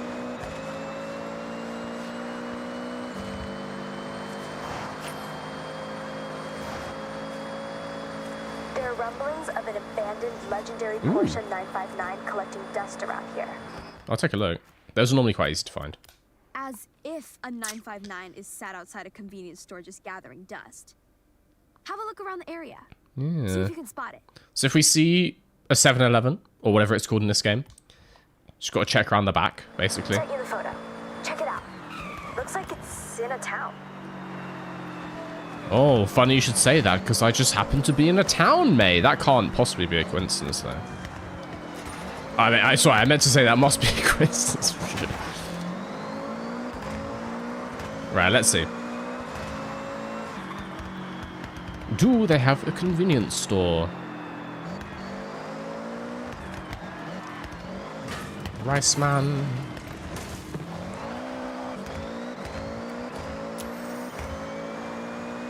The convenience stores around here. What I do think is quite cool in this game is all those treasure cars are actually just there from the start of the game. You can just... I accidentally found one up in the mountains at one point. Like, way before the game told me.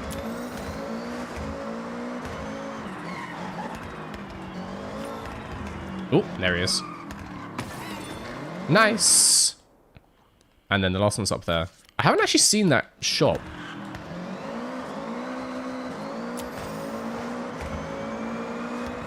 It really feels like this is just all old buildings.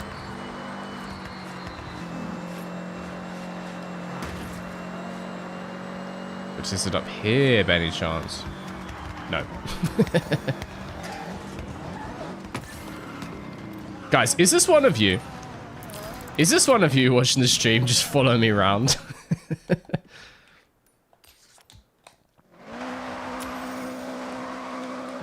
Maybe he's just a fan of the Honda City as well, which is understandable. I drove past it. Oh, shit.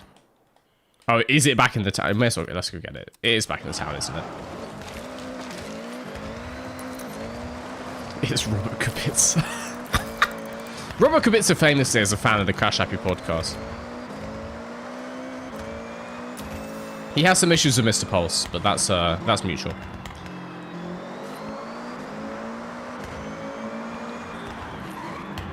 Where the hell?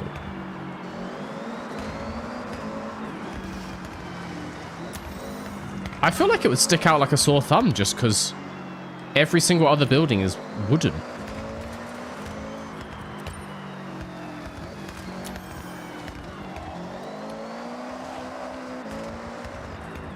Let's see. No. No. No.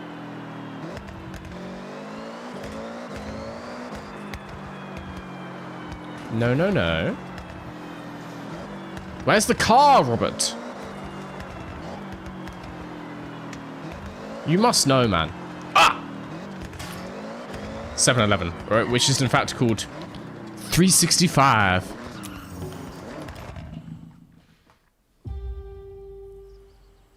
That's a beautiful car. Isn't that a beauty? Even coated in years of dirt. A perfect Porsche 959. Can I join? Completely iconic. I mean just and completely ready for a random online look at that shine. Horizon lobby site. Yeah, but there's no way for me to invite you. Breaking car back in its prime. That is a nice car. Ah, but I need the off-road capabilities of the City E. We're gonna have to store it. Just absolutely thefting someone's Porsche. In the garage. Give it a whirl when you can. The 959 was the supercar that set a production precedent. Yeah, but if you guys are playing Forza Horizon, you just happen to be in this game with me, because you can see. With its all. I feel like you can see a list of everyone who's in your game, right?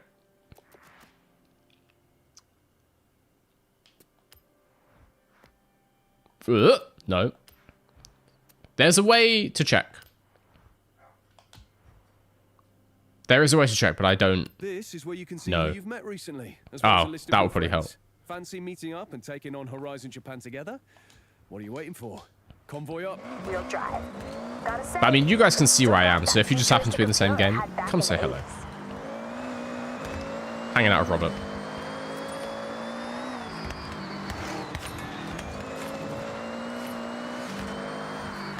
Oh, the tune on this car is trash. I've gotta fix this. I think maybe dropping the nose down has actually just made it worse, and I've undone all the benefit of like loosening up the rear end. Cheeky little 3K. Nice. And we've got a rice bowl just on the left here. There he is. Nice. I see another marker down the road. I don't know if that's actually in the same region or not. Is it? This region is so big. It just keeps going. The length of it, I just can't handle.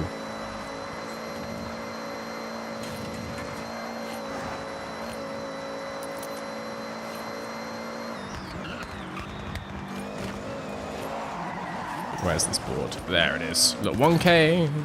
Nice. How are we doing so far? 29 of 42. Okay. Let's check out around these roads. There's bound to be something.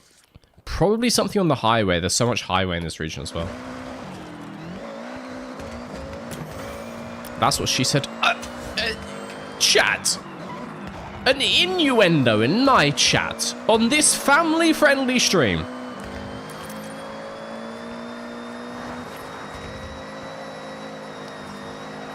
Don't be sticking that in there, okay?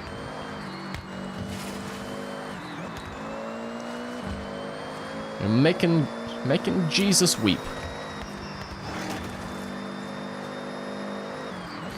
Ooh. Not a destructible. Not destructible. Okay, because the Indy 500 is starting, we've got Indy 500 in the title of the stream. I'm gonna have to ban some people in chat. It's just some bots. Yes, wonderful stuff. Bye-bye. Goodbye. Is Caesar's Palace going to make an appearance? Oh, it's Robert Tello. I will do a stream at some point where we build Caesar's Palace in my estate.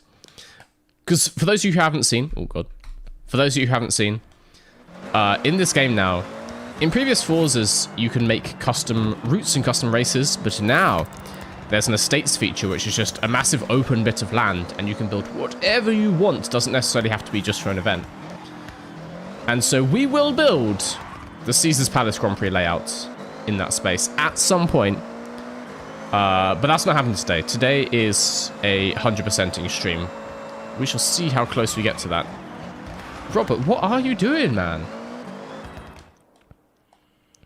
No wonder Alfa Romeo let you go.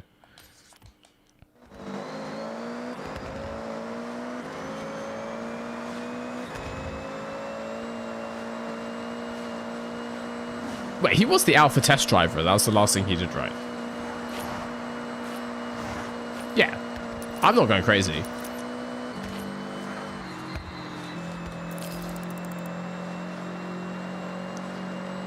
Alright, nothing down here.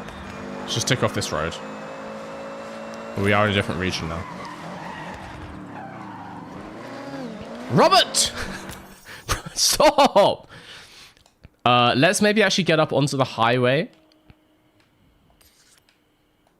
There's no highway on-ramps in that entire space. Are you serious? Anyway, let's get up onto the highway and then drive the whole length of this highway through Shimanayama. Just in case there's any marker boards up there. And that might also just like reveal some stuff down below as well. For this bit specifically, let's change car. We just need like a top speed monster.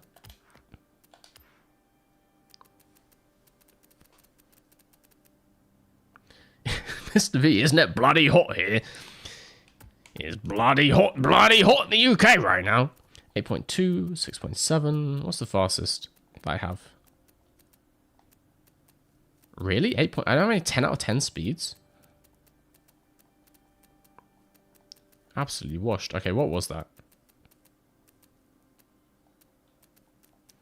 Oh, not the fucking pickup truck. Oh. I refuse. I refuse to drive. That's 8.5. The Senna's 8.5. It's not a Senna, it's an AMG 1. I was getting confused with Horizon 4.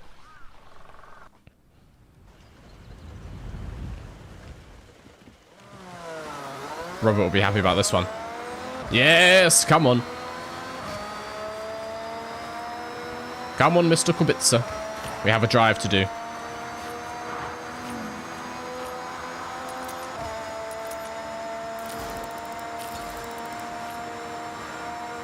This is such a silly car.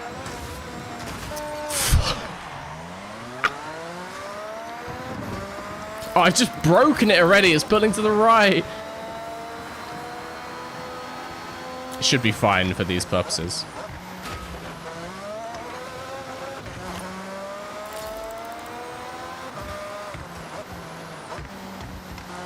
tick off this little egg while we're here.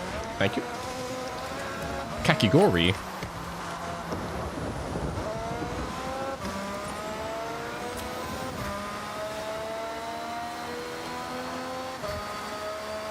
The race is about to start.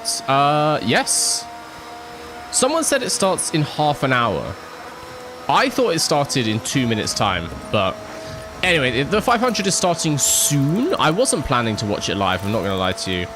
I'll either watch the full replay tomorrow or watch some highlights tomorrow. But it will go into... It will likely go into our Crash Happy pre-race live stream anyway, so I wasn't going to sit and watch the full 500 because I'll have to turn off before the end.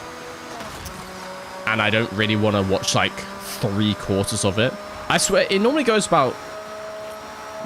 It normally goes over 2 hours, right? Just with stoppage periods and stuff like that.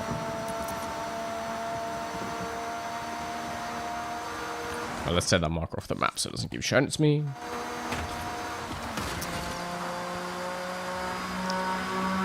And so, yeah, I wasn't planning to watch it live this year. But I will watch it at some point. Just so I know what happened.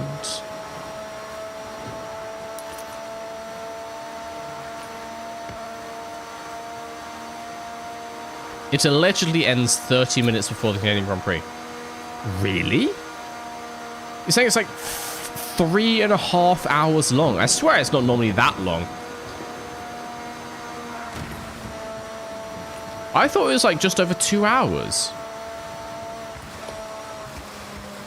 Maybe that's just lack of wheel knowledge on my part.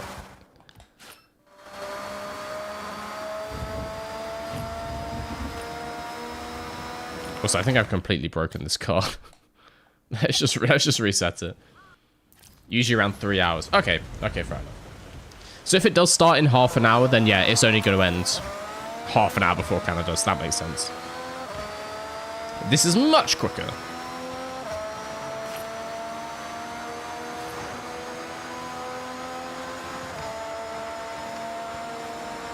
Come with me, Robert. We've got balls to find.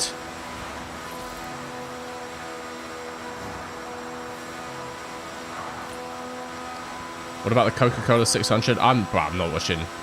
I will watch NASCAR if I turn my TV on and it just happens to be there. I enjoy oval racing, but I have no idea what's going on in the championship. And I'm not about to go and learn now.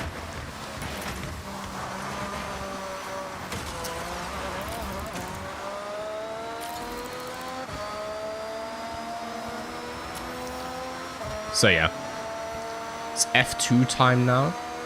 Ooh, I'd be more tempted to go watch that. I am curious now about Kamara in F2 this year. As I said, I've been working on my like driver lineup prediction 2027. It's hard to ignore. It's hard to ignore Kamara, honestly. I know we talked about it on the podcast because we talked about Ocon leaving Haas. And I do think there's a good chance Ocon leaves Haas. You have to wait to see my final prediction. But obviously in that, Duck, who watches F2 far more than any of the rest of us on Crash Happy, said that he doesn't think Kamara's getting the call up this year just because it's too soon. But like, if Kamara were to back-to-back F3 and F2, obviously F3 champion last year, currently P2 in the standings, I want to say, in Formula 2, and he's been looking good so far. We haven't had that many rounds, but like, he's front row of the grid. He's on P2 for the feature race today, that kind of thing. At that point, it gets kind of hard to ignore. And if it just so happens to coincide with Ocon getting let go from Haas obviously like the Ferrari sister team, it's kind of hard to ignore the possibility of Kamara going to that Haas. For those of you who don't know, Rafael Kamara is the Ferrari, like currently the top Ferrari Academy driver. And so, you know, kind of hard to ignore. Kind of hard to ignore.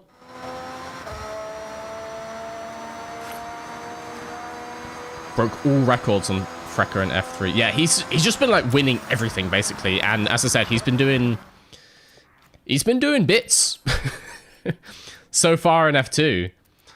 I feel like he hasn't had a win yet. I might be talking about my arse, but he's had like 2 P2s already this year, or something like that, which is crazy, honestly.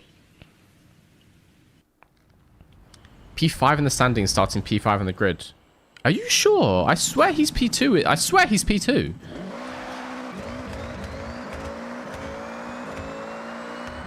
Anyway, that's still significantly better than, let's say, Colton Herter, who is in Formula 2 specifically to work his way up to drive a Cadillac in F1.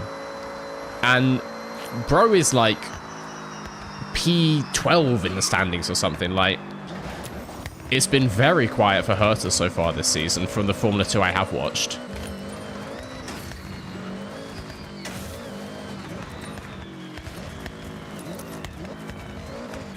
So, like, you know, if you make that comparison, Kamara looks absolutely fantastic.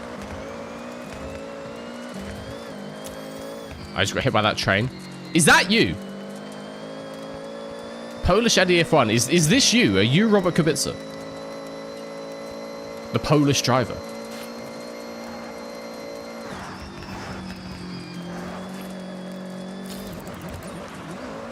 He is P2.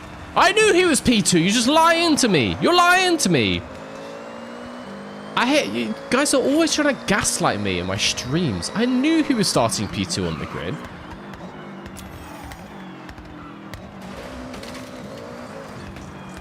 It's actually crazy the number of times per day that I will get comments and they'll be trying to correct me on facts in my video. When I'm correct, like I spend weeks researching things. And then people be like, actually, that's not entirely true, blah, blah, blah. And it's like, it is. I have a lot more time to look at these things than you. I know I make some mistakes, but like, come on.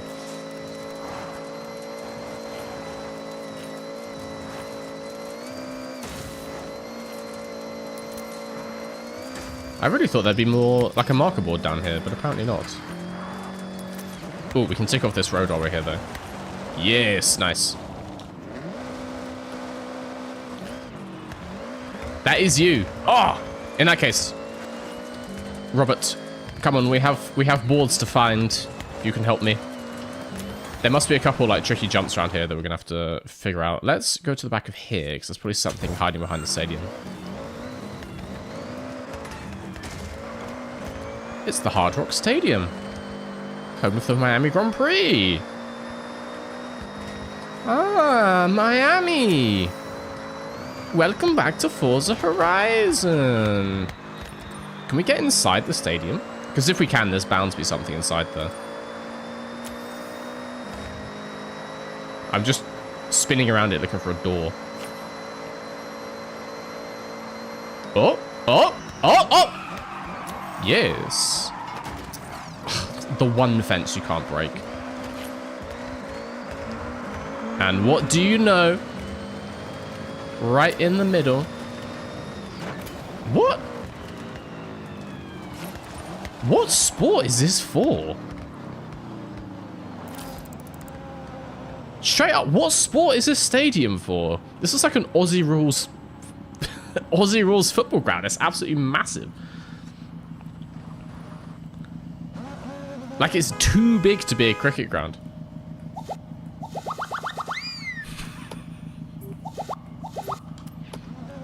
Alright, you can be in the convoy. If you're on the stream, you can be in the convoy. That's how it works. Football. Bro, this is not a football pitch. Are you insane? Look at it. Look at it. It's a circle for one thing.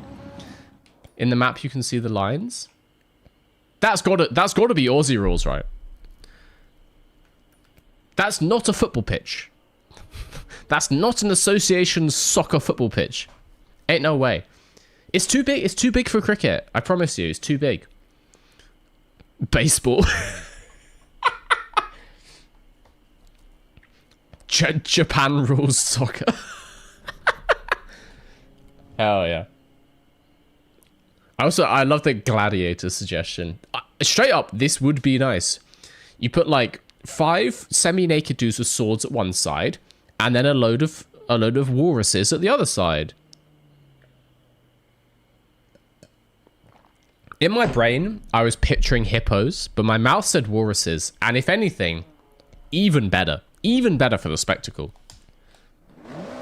Right, let's go check by the waterfront. Car football, that makes sense. That makes sense. But do we still have that now that they don't have the Top Gear tie-in? Because that has to be like copyrighted by Top Gear, right? Surely. Because they had car football in Horizon 4, but I feel like they didn't have it in Horizon 5. Because they don't have the Top Gear tie-in anymore.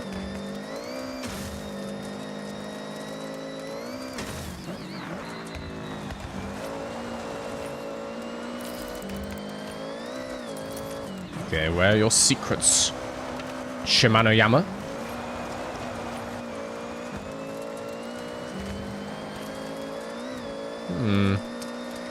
It's definitely a much more spread out region, because it's got about the same number of things, but just over a huge area.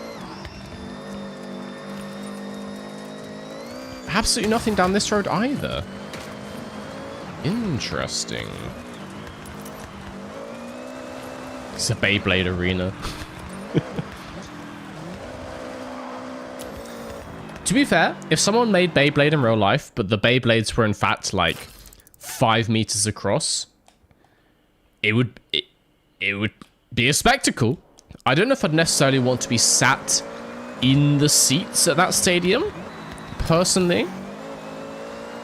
Like, we're talking kind of like Robot Wars, but like bigger than Robot Wars. Like, straight up Japanese mech wars at that point.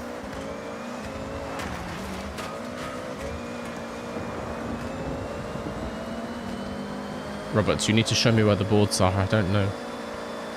What are you looking for? No, we're just ticking off all of the collectibles on the map. I guess let's do some of the ones I actually know still. We're basically trying to 100% everything. So, we've only done a couple regions so far this stream. All the collectibles, that is. We've done Tokyo. We've done Nangan. So we're trying to get here. I know there's obviously some... Let's do the ones we know about on the map, and we might find some more on the way. Come on, Robert. Come on.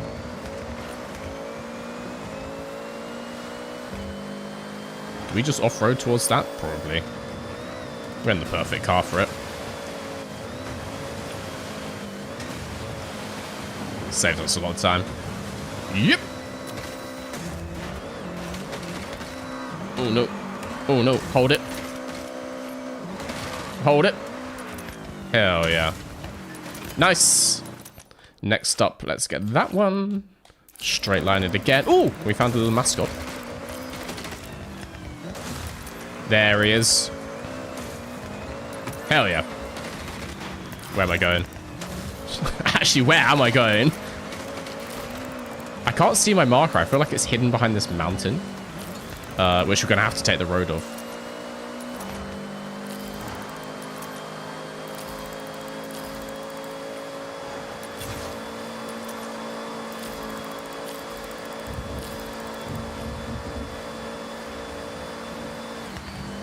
Yeah, this car does not drift.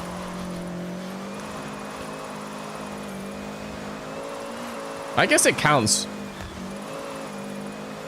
It counts while we're like dogging up the... Ah! Ah! No, thank you. It has not done that before.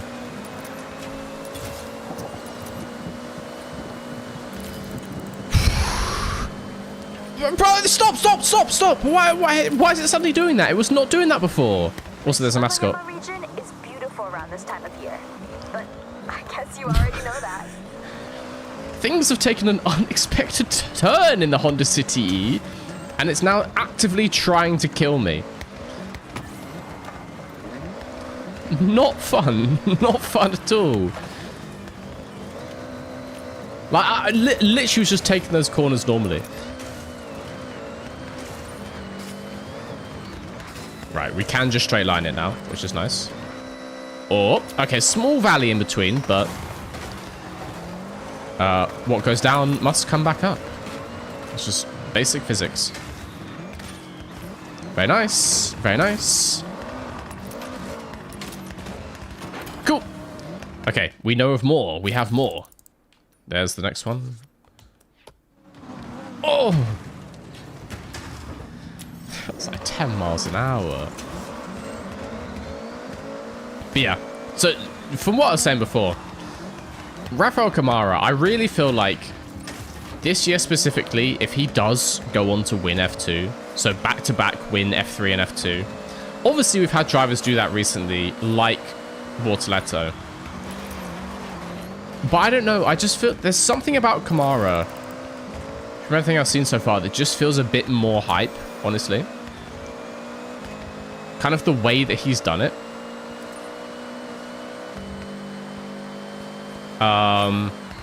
And it just coincides nicely with the fact that Ocon is just not performing at Haas. And it would make sense for Haas, who are kind of in that region of like scraping points every now and again. Like Ocon has already scored some points this year, but he's just looking not consistent enough compared to Behrman, honestly. Behrman's been having not a good weekend in Canada so far. Like, we have to throw that out there. But all of last year, Ocon really not performing like a veteran driver should be. And it just lines up perfectly with Kamara coming through. So I might be putting that in as my prediction, honestly.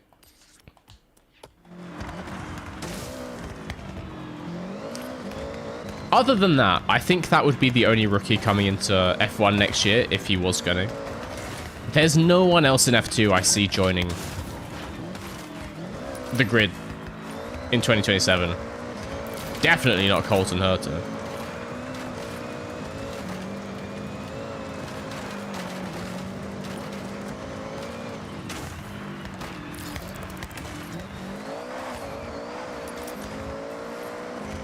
Please, God, let me find the last 2 roads. You're 2 roads away.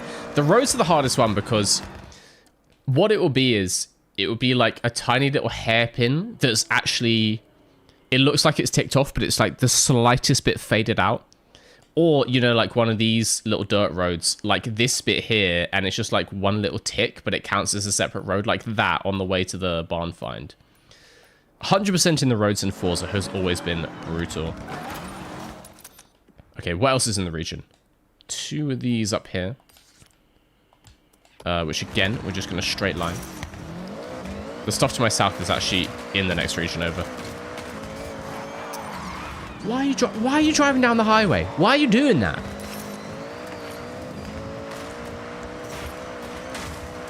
Is it just me or are there way too many G-Wagons? I agree.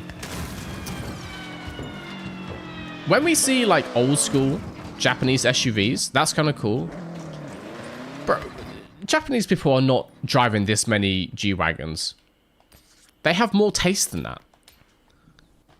I would hope. Oh, sorry, we got to ban more people in the chat. 1 second. Bro, this is not an Indy 500 stream. Go away. There we go.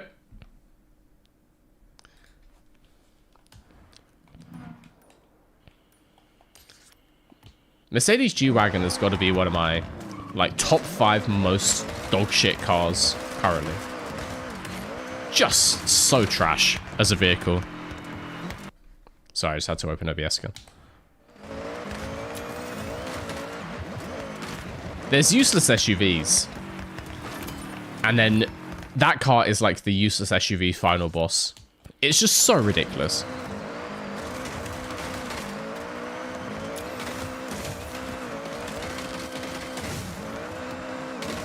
AI cars love to drive in front when I'm trying to do speed traps. Bro, they're not getting paid off by a...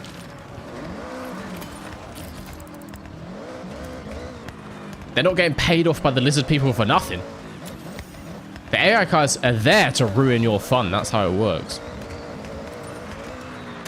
Danica Patrick slipping them crisp $100 bills every single time they get in front of you. Okay, do we know of anything else? We have 4 more things. This is in the region. And I think that guy is in the region. But then stuff like this is in the next region. Get those 2. Are there any others that are like hidden behind races? I realize let's get all this stuff off the map. I don't know why I've been... Wait 1 sec. Don't know why I've been having those on the whole time. Bonus boards. Show the collected ones as well. Just make it easier to see. Other players. I'll keep the landmarks on as well. May as well. Okay. That makes it easier to see. Oh, there was one there. And what? So we can see all 4. Okay, cool. Nice and simple. Nice and simple. Come on, Robert. I'm going to be doing some fast traveling in a sec, so keep your eye out.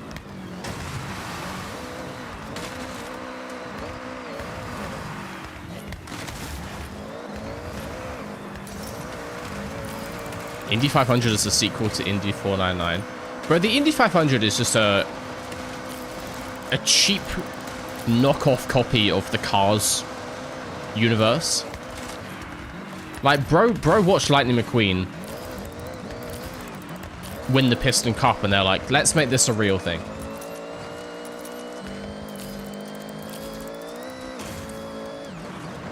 Particularly Cars 3. I feel like Cars 1, they spun that off into NASCAR. And then Cars 3, they're like, oh, the cars are a bit faster now.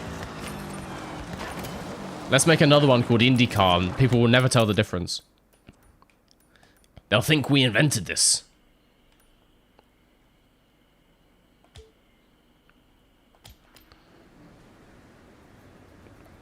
No, Cars 1 is NASCAR, but Cars 3, definitely the car's a bit more advanced. Look at Jackson Storm. That guy is not getting homologated into NASCAR.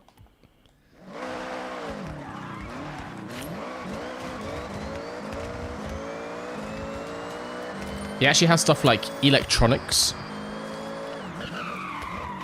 and aerodynamics. We don't do that. We don't do that in stock cars. Okay.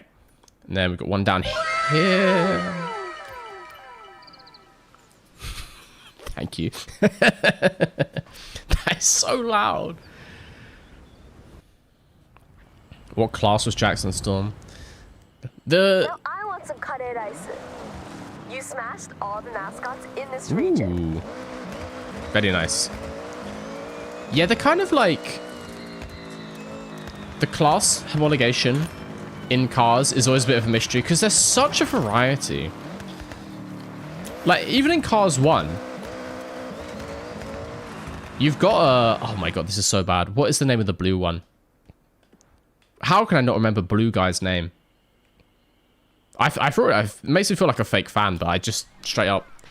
I know they refer to him as the champ, but what is his actual name?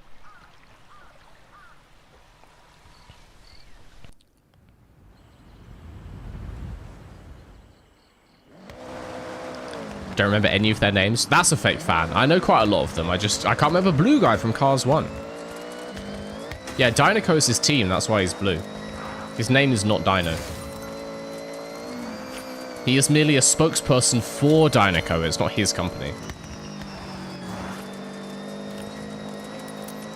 Hello, Lizard Legend. How are you? Where am I going? It's over here. Is it in the middle of the lake? I'm sorry. What? Oh, no, it's just here. Oh, that's much easier. And 100%. Hell yeah. Let's just check. Yes! 42 of 42. Love to see it. Love to see it. Okay, let's move on to Otani region. Way smaller. We can smash this one out. Already done 29.44. 15 to go. Let's get this done. We'll actually drive to the first few because we might take a few more things off that way. Strip weathers. That's what I'm thinking of. Strip weathers. So what I was going to say was, in Cars 1, you've got Lightning McQueen, who at the time, in the early noughties, was a kind of like modern NASCAR-ish car. Strip weathers is from the 1970s. Like, so clearly, the regulations of the Piston Cup are incredibly loose, way more so than any modern motorsport. It's more similar to like the 24 Hours of Lemons, that kind of thing. Where maybe... I mean, as we know, they have some kind of engine limitations because unrestricted Lightning McQueen, as we saw in the World Grand Prix, can drive beyond the speed of sound. So we know that in the Piston Cup he's restricted, and we have to assume it's some kind of engine formula, maybe like a max power output, maybe restrictor plates, that kind of thing. But other than that, very loose regulations for the Piston Cup, because we've got all kinds of body styles on that grid.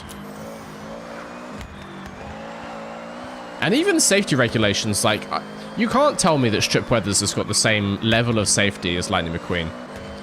They're like 30, 40 years apart.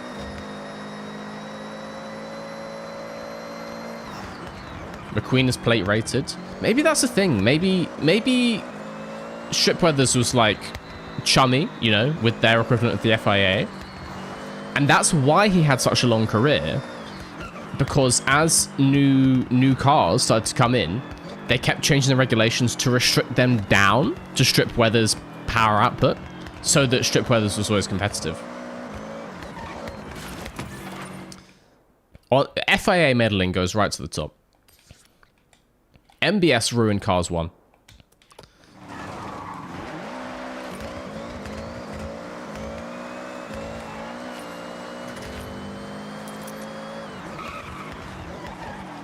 Yeah, it's actually crazy that we limited Lightning McQueen to, by the looks of it, 10% of his true power output, comparing it to his World Grand Prix speeds. That's crazy levels of limitation. He should have been lapping the field on, like, lap 2. He would be making Strip Weathers look like the Wiener 500 Wiener cars. With an Indy car on track, of course. That's the kind of difference you should be seeing between McQueen and Strip Weathers. I might need to make this video, this expose, of just the level to which McQueen was actually held back in the Piston Cup. It's actually criminal.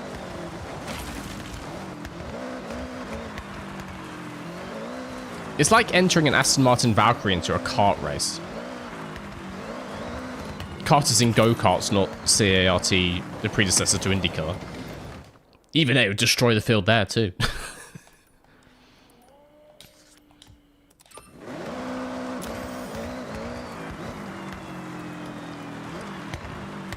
IRL petty race from 60s all the way to 92. Yeah, but bro, he's not the car. It's different in the Piston Cup when they're the car. I think you'll find that Petty was given different cars for those seasons.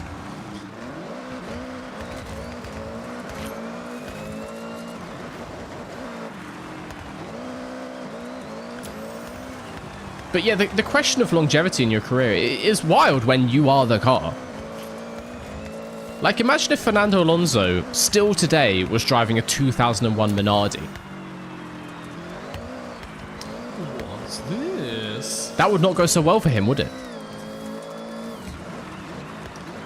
Take that back, Mr. V. Don't diss the Wiener mobiles. I wasn't dissing them. I watched the Wiener 500 this morning while I was eating breakfast. And it was a lot of fun. But it's purely factual. They don't quite have the same top speed as an Indy car in oval configuration.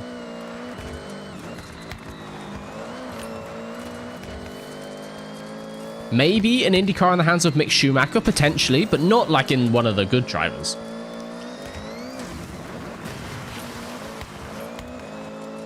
That was unnecessary, like... Actually, no, I stand by it. Fuck it. We ball.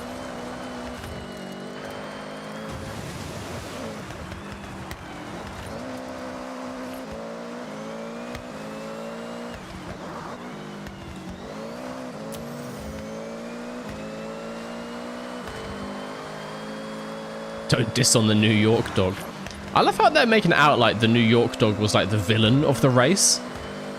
They had people booing the New York dog. I clearly missed some backstory because I know obviously they had a race last year as well. I don't know what happened. I didn't see it last year, but like in just your second year of competition to have like fans booing you from the crowd, that New York dog had to have done something dirty on track.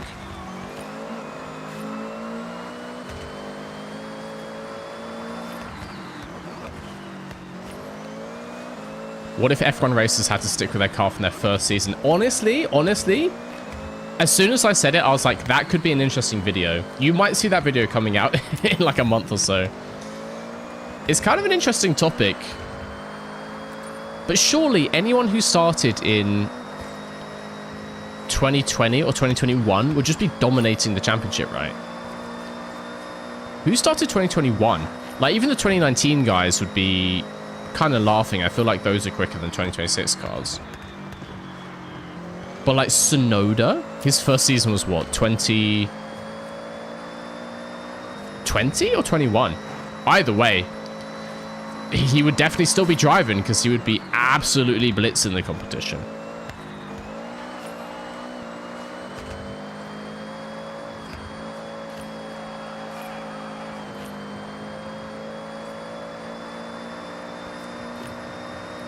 The New York dog, what? Zero wheel knowledge. Absolutely zero wheel knowledge. Bro doesn't watch the Wiener 500.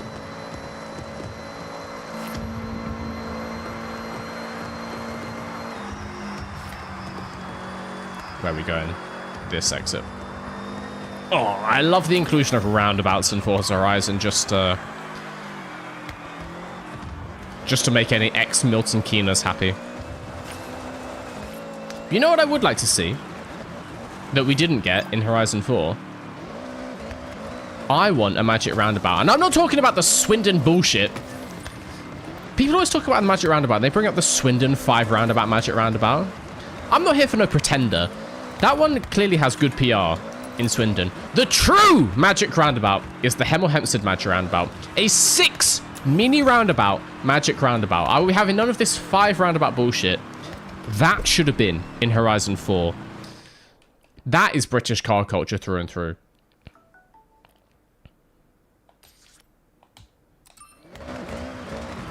But I'll take one big roundabout. It's better than nothing.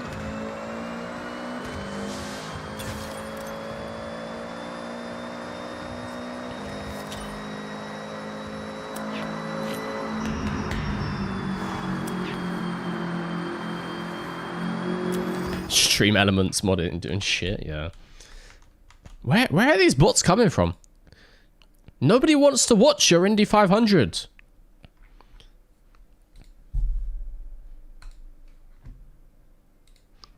There are zero. I was going to say there's 0 Hondas in that, but that's not correct. But there's 0 Honda City E's in that.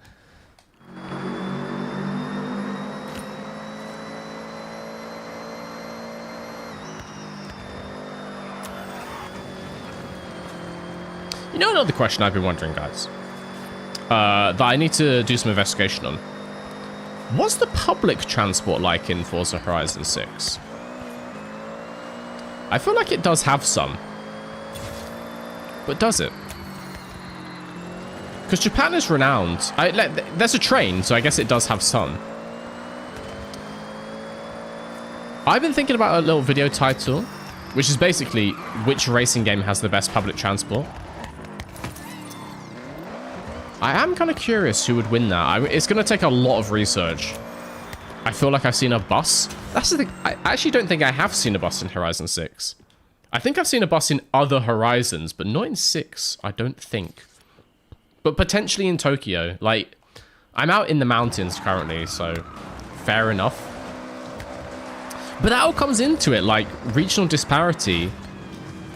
Yeah, sure, if you have good public transport in a big city, but if you get out of town and then you're limited to personal cars only, that's no good. That's no good. Like, you get the same issue in lots of the UK where, like, London has great public transport, but then the bus network in loads of towns is god-awful. Don't even get me started on British train infrastructure. Jesus Christ. So I think it's interesting, just like a quality of life thing for the people who live in racing games. Because clearly people live here, like there's houses and there's all the people driving around in their G-Wagons.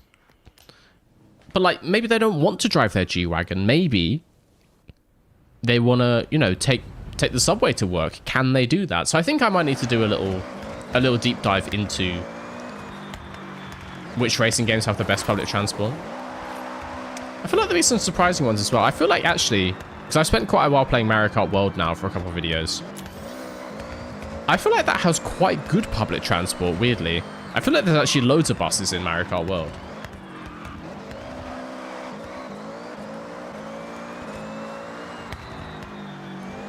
But the Mushroom Kingdom is, I feel like it's definitely like democratic socialist. Kind of Scandinavian style socialism, I feel like. Like, obviously, it's a capitalist country, like Mario be collecting those coins. But, generally, there seems to be not too much wealth disparity in the Mushroom Kingdom. And we have to assume that comes from, like, strong... like a strong welfare state. Or maybe just incredible taxation, I don't know.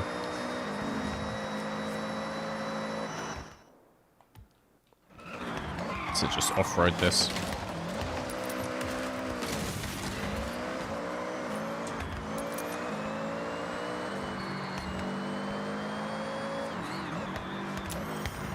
Public transport is socialist, so we don't have that in the US. Yeah, Horizon 1 is not scoring well on that video if I do make it. I can tell you that for a fact. Rural Colorado? A train?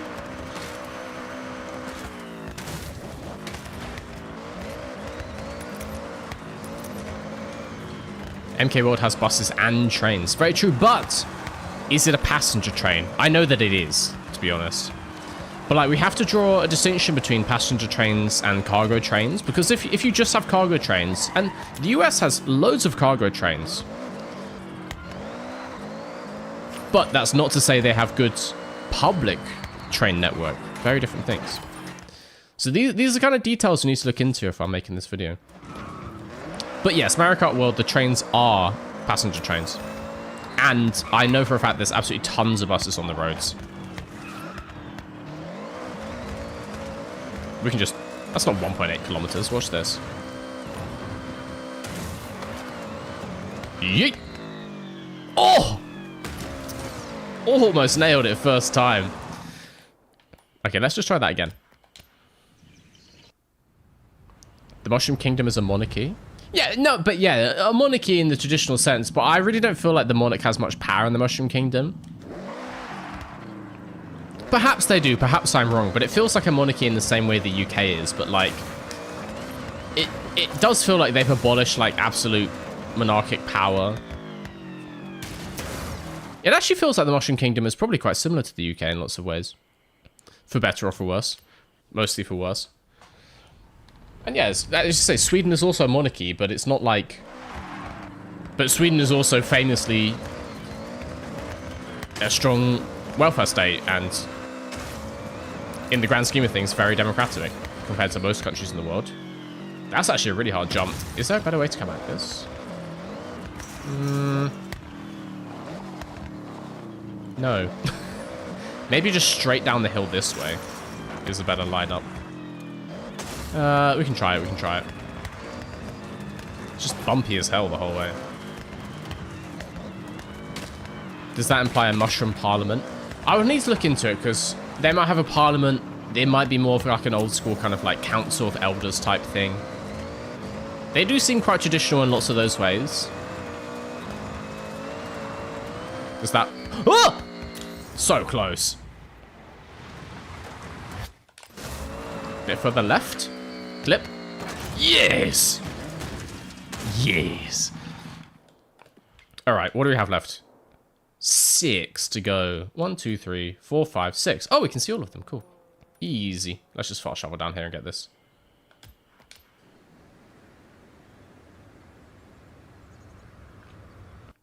As someone who lives in a relatively decent-sized American city and works for the railroad, our cargo rail infrastructure is genuinely quite good, but passengers are extremely lacking. Yeah. I mean, I haven't spent that much time, like, traveling around the US, but that's basically the gist that I got.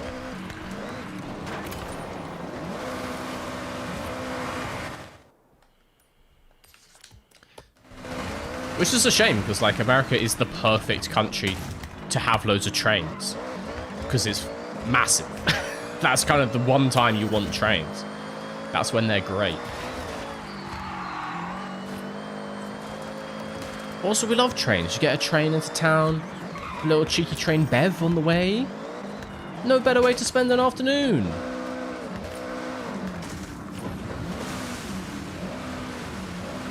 Imagine if you were traveling to your sporting event of choice, and instead of it being just surrounded by one massive car park, just a little train station, and out of that train station come tens of thousands of pissed fans.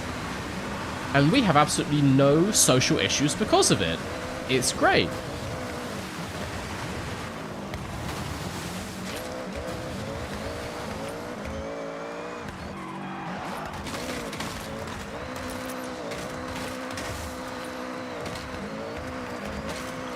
Okay, guys, we're on the final stretch for the Atani region. Oh, jumped the ramen. Thank you.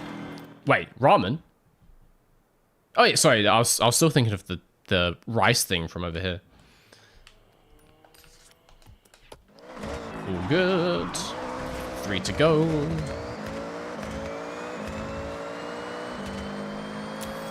National anthem is playing. The problem is, if you say the name Indy 500, we're going to get bots. We're going to get the bots back again. You'll summon them like Beetlejuice.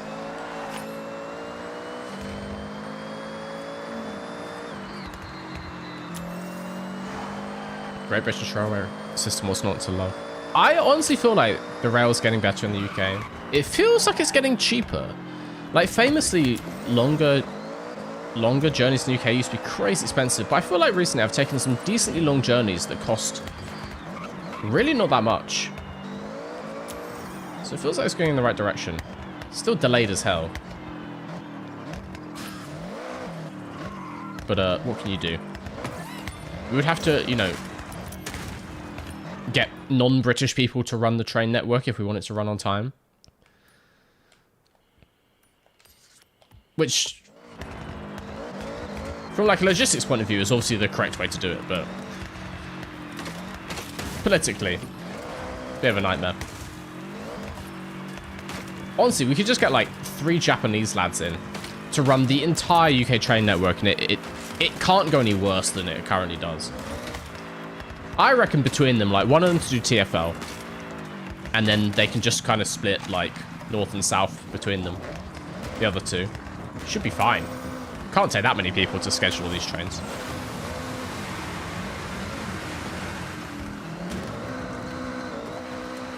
And I think we have got all the collectibles in Otani. Yes. Are you full yet?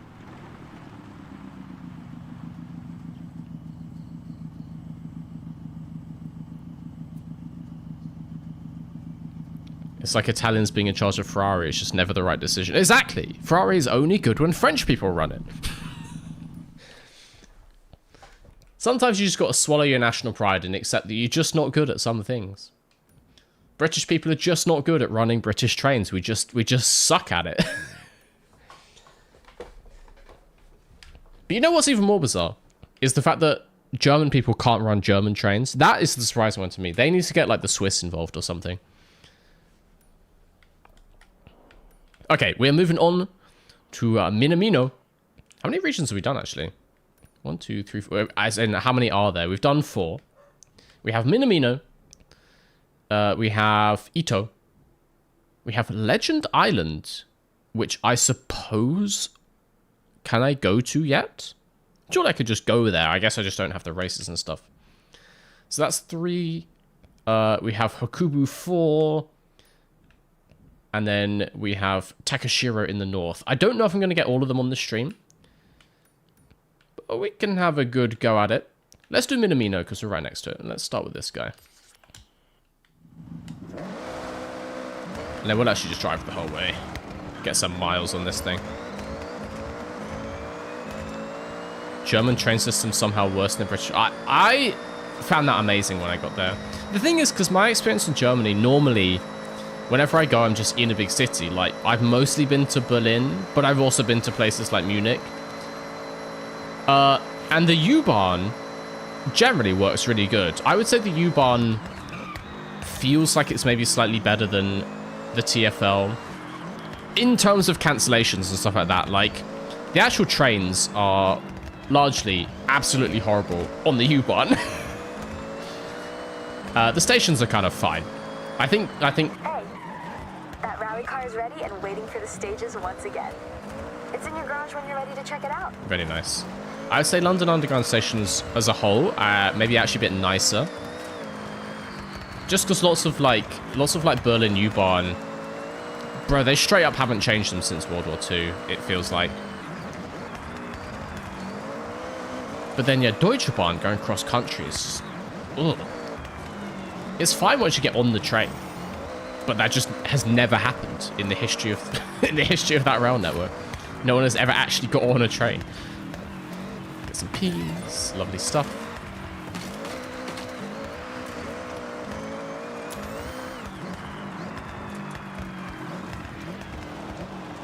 When Mr. V goes to Germany, he only wants to go to Avis. I hope you mean Avis and not Avis, the hire car company. I've actually never driven in Germany, weirdly. I've driven through a lot of Europe, but I've never driven in Germany. I've only ever been like, you know, just like fly there and then go on public transport.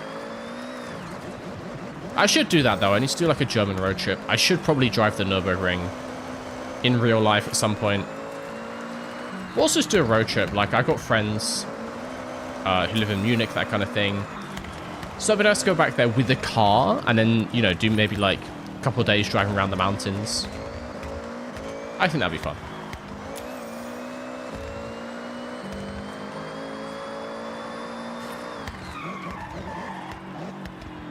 Oh, that's not the turning.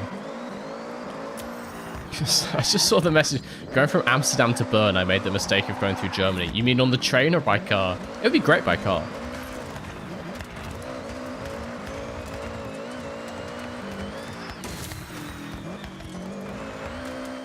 Yeah, annoyingly, Avis actually quite hard to get to on public transport. If you guys saw the vlog, obviously the vlog is taken down now because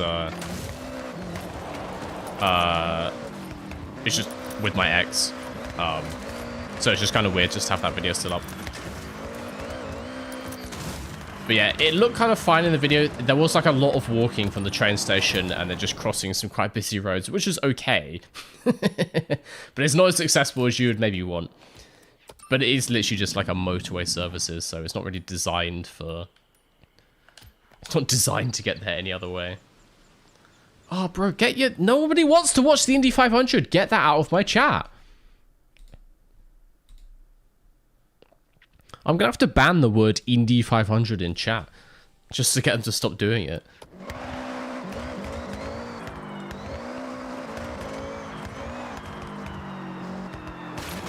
Peas. Okay, let's start in the south. So let's get like that guy. And then we'll drive kind of south to north. I will drive the whole way down just to tick off some roads as well.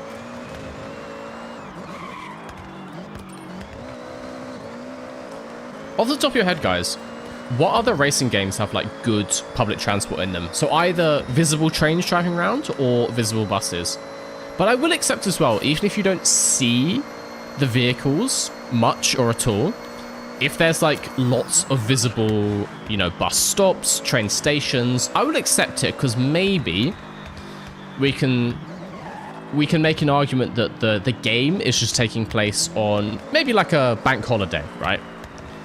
Maybe it's something like the Horizon Festival where stuff gets shut down for this car festival, and that's why you don't see the buses. But if you see public transport infrastructure, I will still allow it. Better if I see the vehicles, but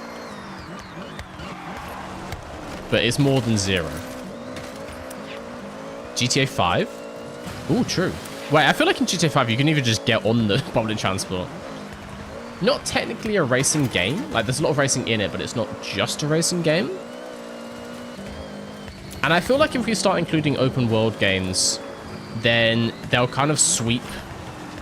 If it's like a tier list, they will always be at the top because they're more, you know, kind of like naturalistic worlds. So if we put stuff like Watch Dogs and I don't know, like other open world games like that in, they're always going to do a bit better than racing games, I think.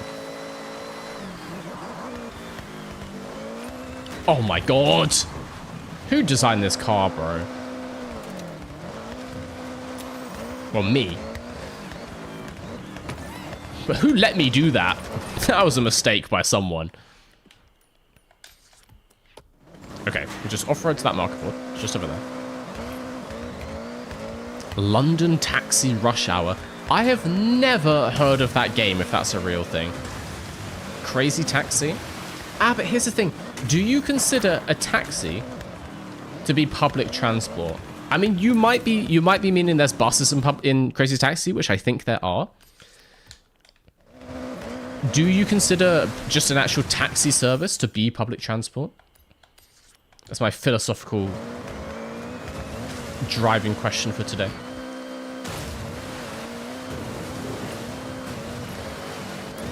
No. Because I would say no as well. Like, it's a private business enterprise. Yeah, obviously, in lots of places you get taxis which are kind of like dictated by the government, by their local councils. But ultimately, they're still like individual riders, individual people using them. And so I wouldn't call them public transport. It's always weird to me when you get things like the City Skylines games. Sorry, was that even in the region? Oh, it is technically. In things like City Skylines, it classes a taxi rink as public transport infrastructure. And it's just not. It's just like, bro, give me a train. Give me a tram. Here's the thing. I don't think I've ever seen a tram in a driving game. Oh, tell a lie. Driver Parallel Lines, I feel like, is set in San Francisco. And also when we're talking about Mario Kart World has trams. Mario Kart World has everything. No, actually, Mario Kart 8 has trams. Does World have them too? I'll have to contemplate that one.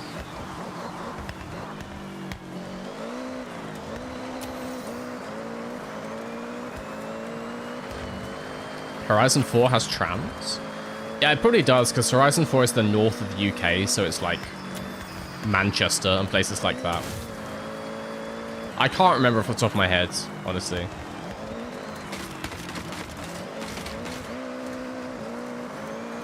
But yeah, always bonus points for having trams. Trams are the best form of, like, in-city transport.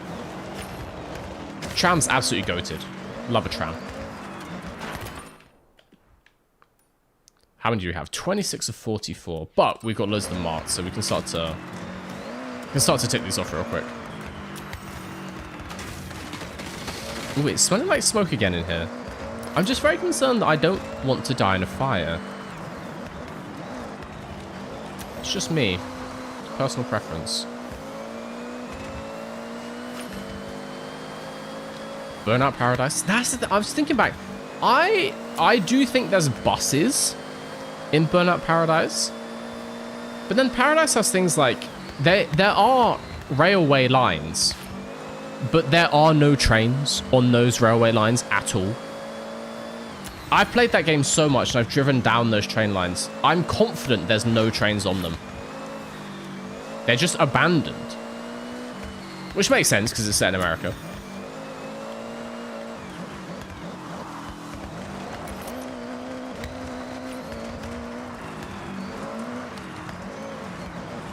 Also, guys, I feel like maybe at the end of this region, I might have to make a new off-road car, just get some variety. We have spent a lot of time with the Honda, so it might be nice to get a different little car like this and make it a little off-road beast.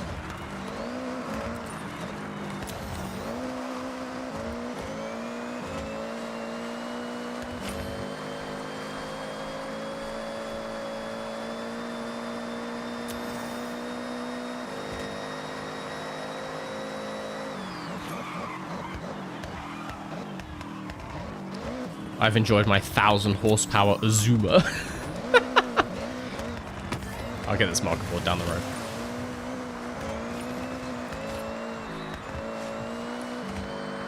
I do like that some of the worst stock cars in the game become some of the fastest.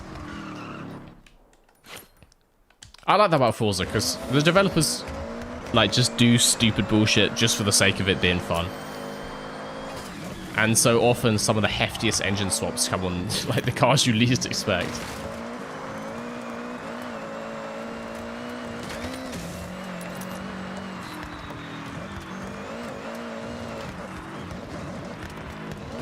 Ooh, nice. Oh, that's a little scenic viewpoint, that one. Okay. 30 of 44. 14 to go, which means there's quite a lot I don't have marked. I feel like there must be some in this region here, which I haven't even driven through. And potentially more along those roads as well. But let's get this guy on the same path, and then we can get up to the top left. And potentially find some on the way as well.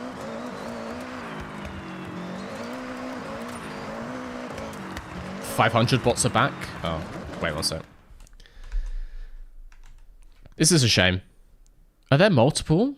Bro. Oh, at least just one account. That's quite easy to ban.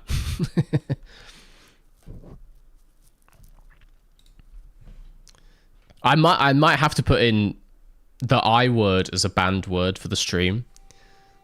Which is just an annoying process to go through. Like, it's not the quickest thing to do. It's very easy on Twitch, but moderating on YouTube is a little bit harder, I find. I also just don't do it as much. Yeah, guys, nobody say the I word. That is a dirty word around here these days. Let's actually finish off this dirt road. Get it ticked off.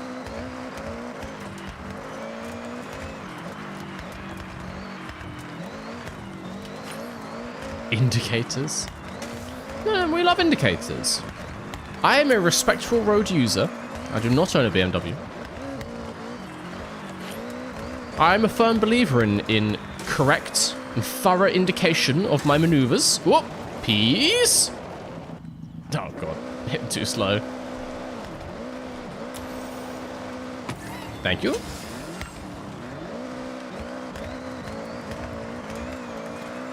So no, I would never ban the word indicator. I love indicators. I like the little clicking sound they make. It's enjoyable.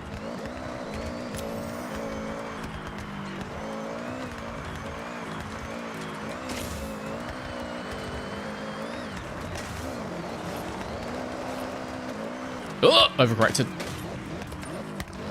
1000 HP, or XP should I say.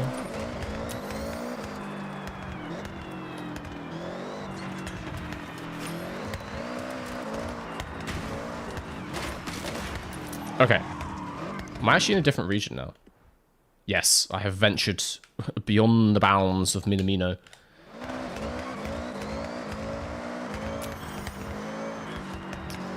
Why would anyone watch the Indonesia 500 when F2 is on? There's time and a place for both. Thankfully, quite easy to find replays of both. Well, it's easy to get replays of F2 if you have something like Sky F1 or Now TV, which is what I have. Not that they put them up like 24 hours later. It's so annoying with Now TV. Like, I wanted to watch a replay of qualifying when I woke up this morning, which, you know, was a solid 12 hours after it happened. No, not available to watch yet. They just take so long to make videos available. It normally takes about 20 hours after it happens for them to make the replay available. So I should be able to watch it just before the race starts, but just annoying. And like, if I was gonna be on the pre-race stream, I probably wouldn't have been able to watch qualifying before that, which is just a bit of a shame. Because I do like watching quali in full, just to get an idea of like people's pace. Like when you watch quali highlights, you don't get so much of a sense of like who's struggling, who's being consistent, that kind of thing.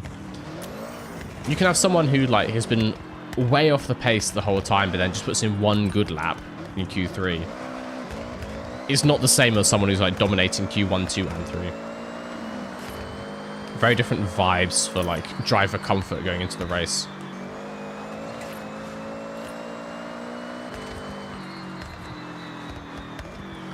I want a YouTube poop with some of my favorite Mr. V sayings. Feel free to make it, my guy. I'm not gonna YouTube poop my own videos. That feels kind of illegal, honestly. You can't YouTube poop yourself. But if someone else were to make one, I would be honored. And I highly recommend it. I think it's a poopable channel. if I may say so myself.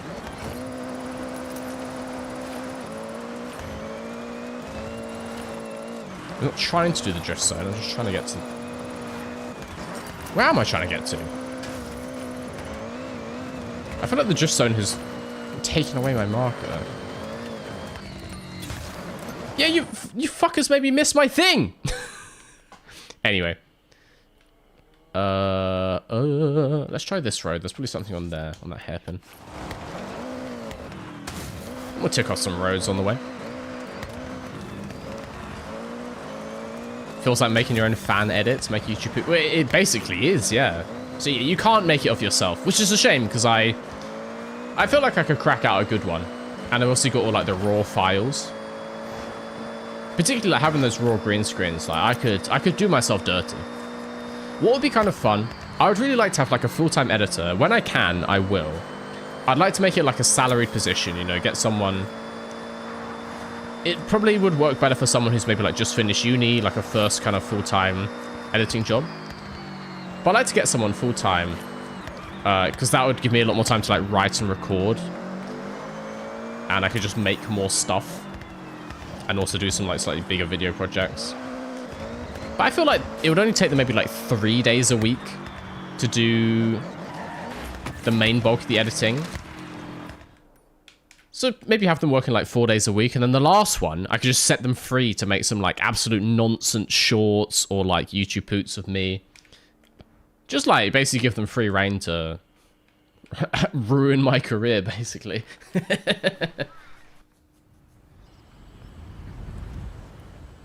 Mr. V thinks he could crack out a good dirty poop. That you are taking my words out of context, right? I reckon I could squeeze out something, you know, top tier. Because, this is a poop-based channel, and I feel like I know poop. So if I had to produce one... In the Minamino region. I don't blame you. Ooh! It's told me where they are. Very nice, very nice.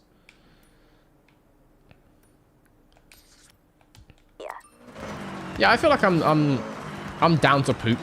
Maybe more than the average person.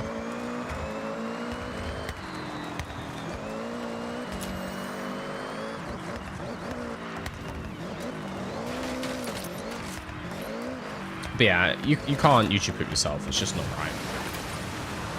Not right for the culture.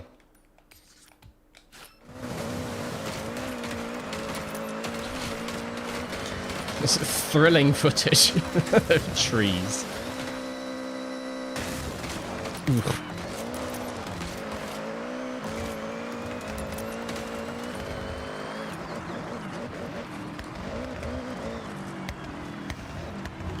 Got my peas. Very nice, very nice. A little marker down the road. Dan is lacking on his mascots by the look of it. Clearly he's just been playing the game, driving races. Ooh. That is not what Forza Horizon is about. It's about collecting stuff. Just far shower down there.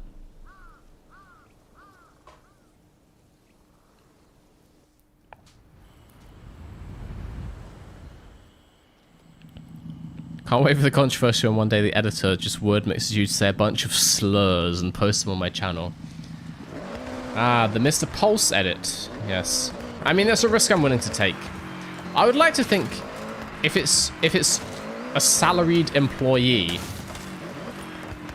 they would stop just short of getting me fully cancelled. I would hope. 4 more. Very nice. Very nice. How'd you even get to that? Christ. It looks like the route starts there.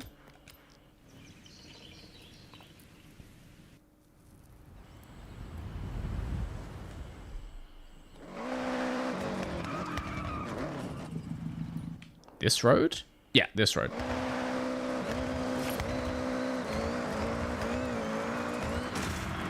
Ugh.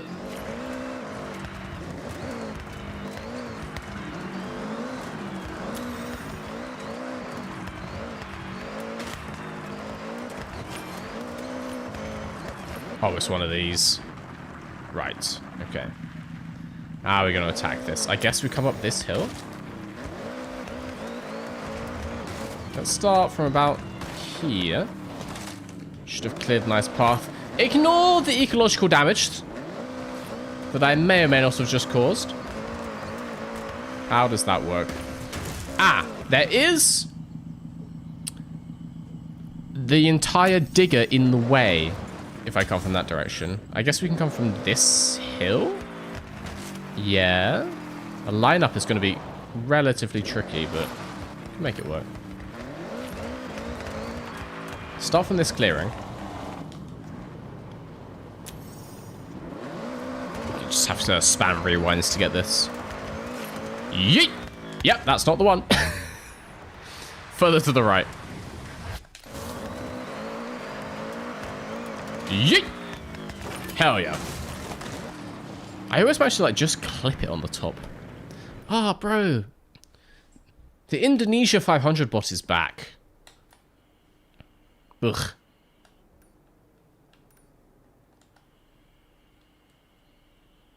We have 3 more.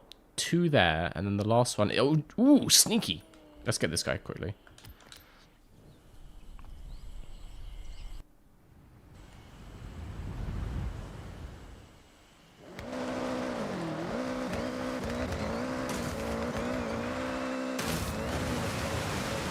Very nice.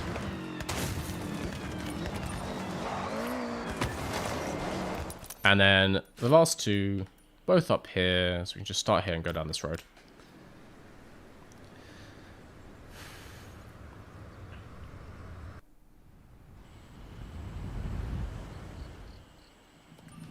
Grosjean is in second. Yeah, man, but like, that doesn't matter too much half an hour in, does it? To be fair, I feel like Grosjean has gone okay in the 500s. Like last year? Am I just making that up? I watched it definitely like 1 or 2 years ago, pretty much in full, and I feel like he was doing decently well the whole time. Okay, that should be all of this region. Saw you got him? Anyway, well done. Yes. Time for the next car! That is all of Minamino. Lovely stuff. We will do Ito next, which is a huge, long one. So let's make a nice vehicle to suit. Let's go back home. See what I got, but we can just buy one. I got some cash. The theme is shitbox that has no right being anywhere near this fast. I guess the eclectic domestics is a good category to look in. So let's just look in the auto show rather than that. Eclectic domestic. Yes, we have the Autozam, City E. I have the Beat, but I've already done up the Beat. The little Acti, Honda Acti. That could be fun. I do like the Vivio. One of you suggested the Vivio. I wouldn't say the Sierra is that eclectic. The Taxi, now that could be fun. You guys want a Vivio?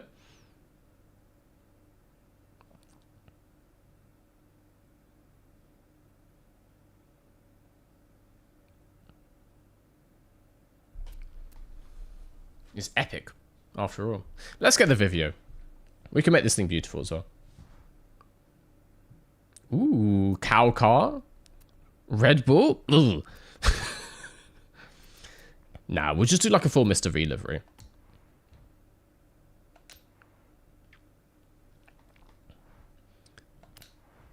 Which I suppose means...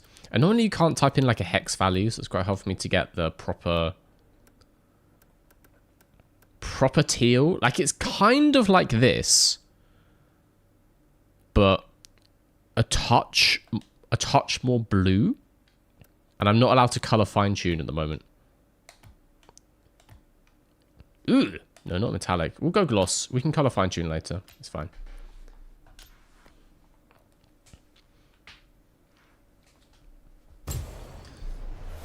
Give me Japan Taxi. Oh, God. Now you say it. The delay for YouTube chat.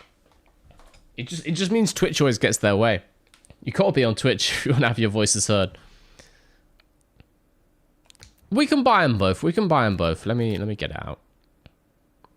But there's also other stuff. It doesn't count as a, I guess, eclectic domestics. It's not Japanese. But if we look at the cult cars, like there's some fun stuff in there as well. An Isetta could be fun. Or a camper van could be fun.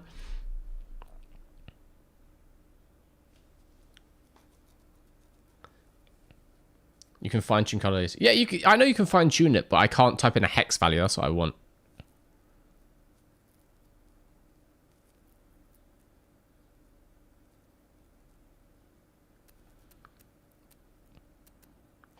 But then again, Japan Taxi. What else do we have? Like, what weird ones do we have? Rare classics. Retro hot hatch. Rods and Customs. Utility Heroes. Oh, lots of these are way more boring. We could just get vanned. Or no, you can never do particularly good upgrades to cars like that. They're always like absolutely undrivable if you tune them up.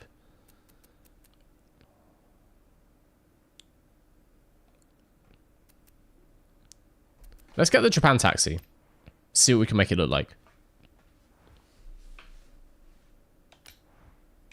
Oh, that is such a horror. It looks like a hearse, man. This is genuinely like a London black cab from Wish. It's gonna have to be black. I feel like I want to do the Subaru.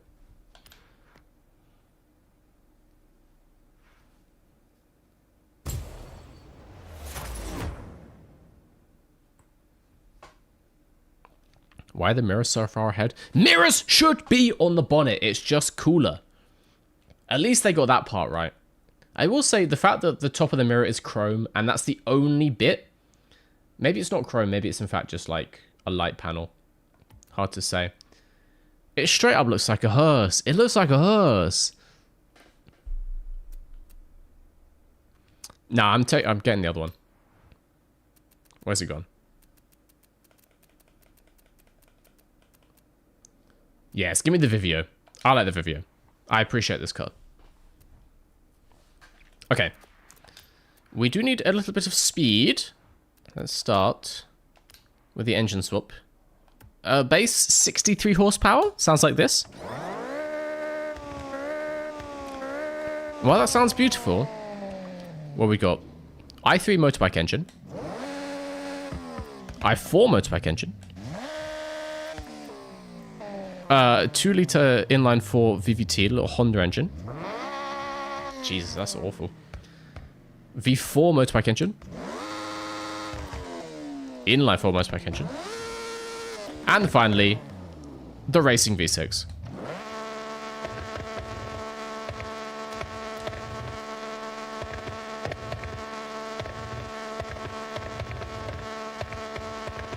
Is it going to pop like that all the time?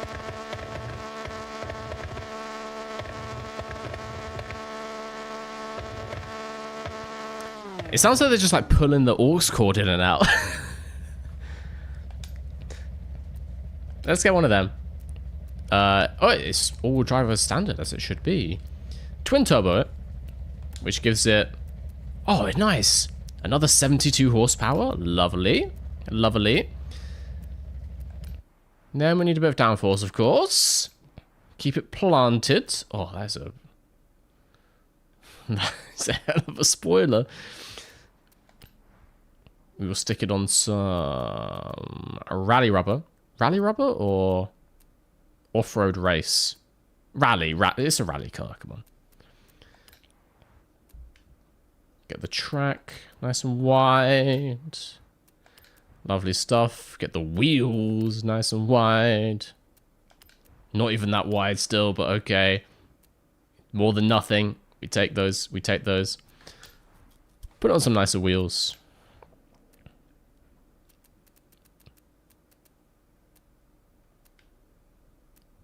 do quite like those rotiforms. I will change the color. We'll put them in like Mr. V pink, but I do quite like it. I feel like that's probably the way to go. Yep, that's the way to go.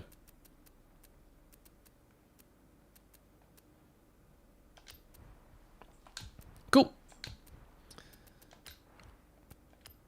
We need the rally diff. Just putting everything to max. Get everything to the top of S1 if possible. I like a 10-speed gearbox in an off-road car as well. Keep it in a nice high rev range. Good brakes. Take the weight out. But there's no weight to take out. Where are you finding 100 kg in this? It's a shame, actually. I will say it's a shame you can't see the weight reduction. Because obviously, typically, if you buy a car like this as a track day car, very common to see these things rock up bare bones, just like metal tin. And there's something really nice about that in car culture. I particularly love when you see a car like this turn up at a track day and it's even had like the full dash removed. I love it. It's kind of a shame that you can't see that in Horizon. Like, I know it would mean they have to make like 3 interior models for every car. But I don't know, like, if you just saved, you know, the first one could look kind of the same, but then the second one, just take out the passenger seat, take out the rear bench, and have like a slightly different interior door panel look. Like, leave the dashboard in, but just take out all the soft furnishings. It's kind of a shame you can't see the weight reduction, I think. We will need the roll cage in this guy, because we are going to roll it. Let's just throw that out there. Actually looks cool as hell on the drift springs. But that is not what we need this thing for. Yes. And then, can we just get this to the very top of S1? 799. Getting close. 791. With the valve. 799. Okay, can we go 800? 804. All of these are going to go above 800, I guarantee. Yeah. I will take a 799. That's fine. How's it sound?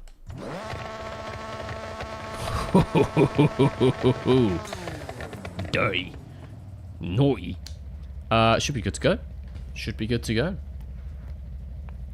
A bargain for only 91 grand. It's like a day's wages around here.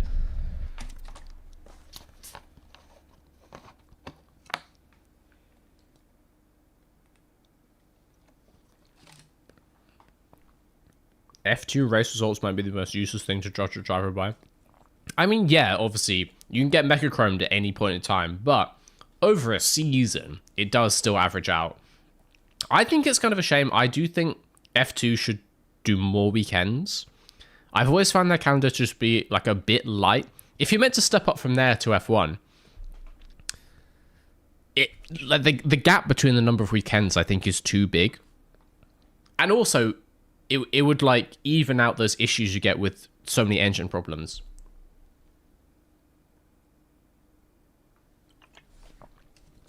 It would just be like a bit less of an issue in F2. Okay, let's paint this thing.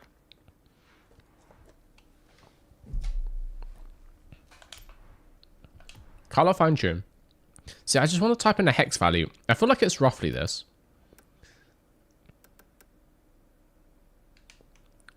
A touch darker. It's basically that. It's basically that. It's quite hard to tell on a car in a game, honestly. Get the wheels painted up in Mr. V pinks. We'll start just about there. Ooh, let's win metallic. Put them in gloss. It's going to need to be lighter, I think. That honestly could work quite well. Tint the windows. Not a fucking nerd. Very nice, very nice. And then the piece de résistance. Apply the vinyls. Bonk. We get one of them. Honestly, that kind of slaps. The blue is clearly off a bit. We can fix that. If I could like make that continue over the bonnet, That kind of goes hard. I'm not gonna lie. Quite hard to line it up on the bonnet, I'm thinking. Let's do that. And then try and figure it out on the top side. Hopefully it comes out similar size. Oh, God. Let's see. Let's see. It's going to need to be something like this. No. There. I feel like the bonnet one is the most important one to line up. I guess it needs to be a bit bigger.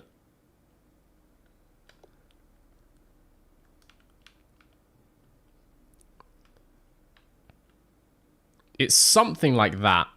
It's roughly that. It's quite annoying that... Wow. Thank you. Oh! Oh! It's so close.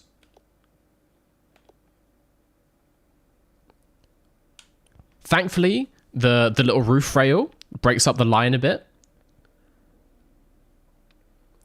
That might be it. That might be it, honestly. Here's the question. Do we just take it down one side of the car, or do we match it? I think the asymmetry is quite nice. We just get one on the front side, which is going to have to go on a weird angle. I guess we just do it 90 degrees off. This way up? Yeah. Or 270 it must be. And then that goes here, just to finish off that last heart.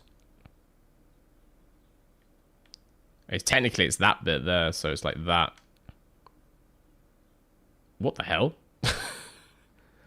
It's just get it so it lines up. Oh. Oh. Okay. That's a hell of a car. We need to get it on the back as well. Let's get it on the back. It would be really nice if it treated the whole top side of the car as one thing, but obviously really hard for it, because it's a 3D shape, really hard for the editor to work like that. This has to rotate to 90. Yeah. And then we're lining up the X. It's kind of actually not 90 for this one. Nope. Nope. Nope. Nope. Okay, let's do it fine tune.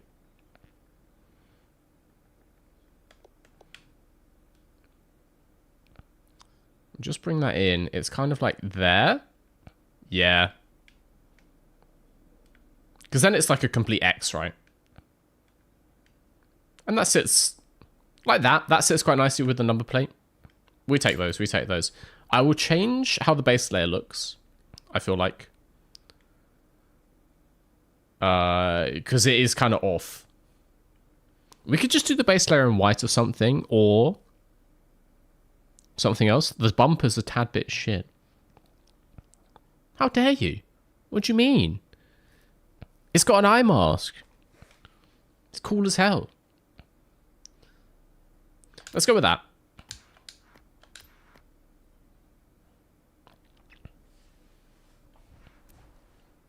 And then... how does white look? I don't hate it in white. I don't hate it in silver. Black, no. We could try like a Mr. V yellow. Oh, Jesus Christ.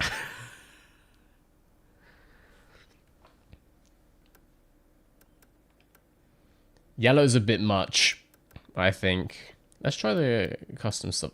Oh, actually, that might be the one. It looks really weird at the back, I realized, but this might be the one.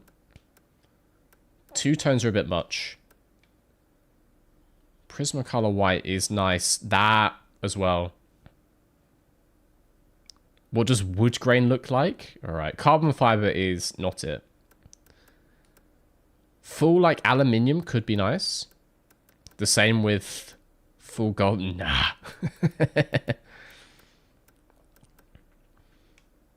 I actually kind of like the camo. But wood looks like Yeah.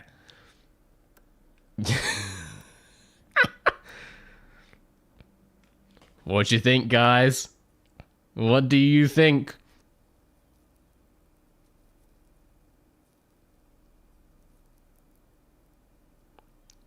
Proper boat. I mean, it makes the colors pop nicely. I'll give it that. IKEA car. No notes. Okay, we'll go wood. It's going to be spending most of its time out in the forest anyway, so.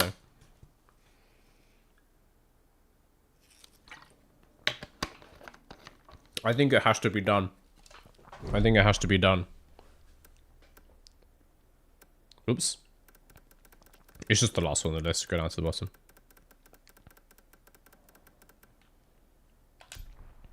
Yes. And then the wheels are a little bit too light, as it would turn out.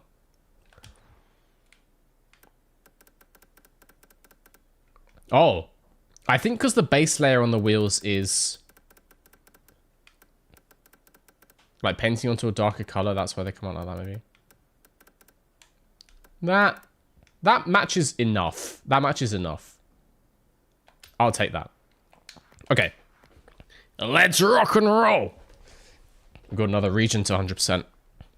Ooh, we only have half an hour. Let's see how much we can get done.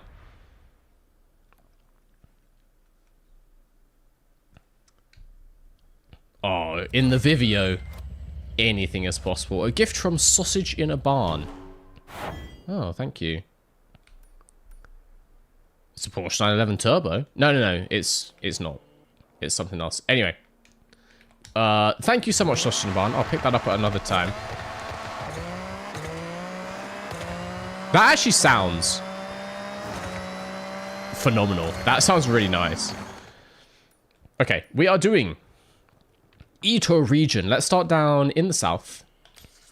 Let's get this little onigiri in the middle of a lake. I guess it's like some flooded rice fields. There's probably some stuff down here. So actually, let's start by driving the whole way along that road just to complete it. And we can go to Legend Island. And then we'll go like south to north once more.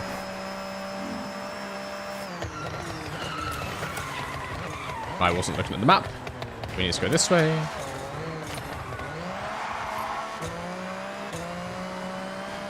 Nice. Let's get used to this car as well. Oh, God! Okay, has no front end in the slightest. That is going to be an issue.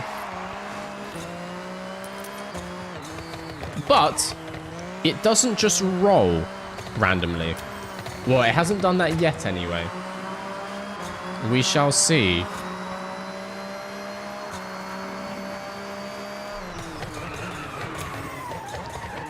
Brother. Okay, it doesn't brake and it doesn't turn.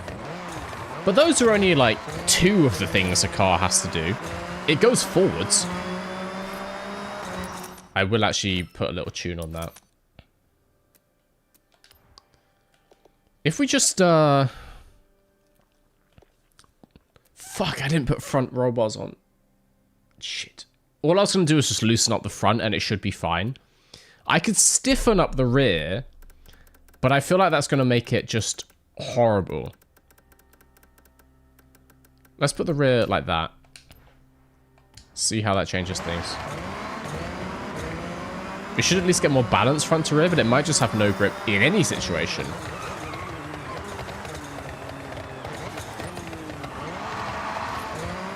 And it's going to go sideways a lot more easily.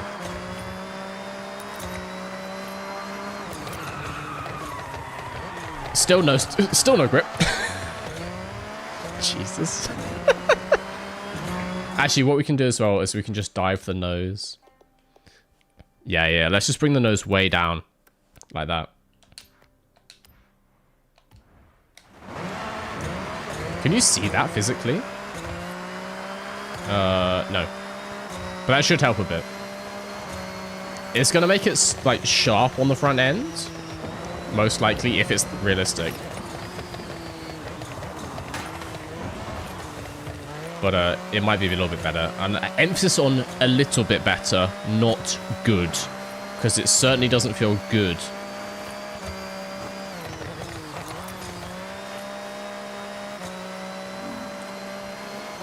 if there's no traffic, we should be there in no time.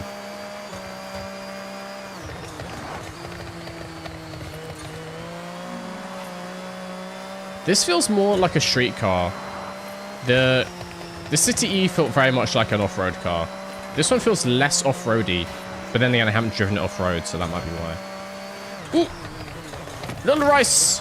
Little onigiri. We've got one.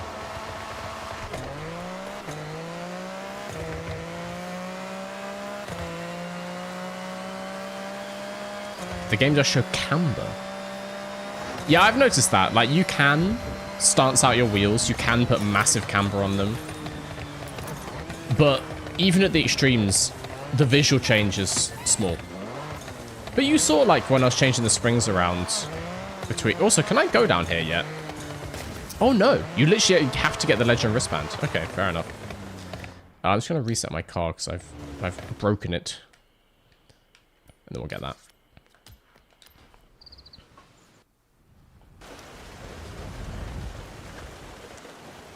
Yeah, that's one thing, customization in this game. I wish they would push the car customization a bit more. Because it lets you do car camber of like 3 degrees. It's like, bro, let me put some minus 30-degree camber on that thing. Like proper sit it down in the wheels.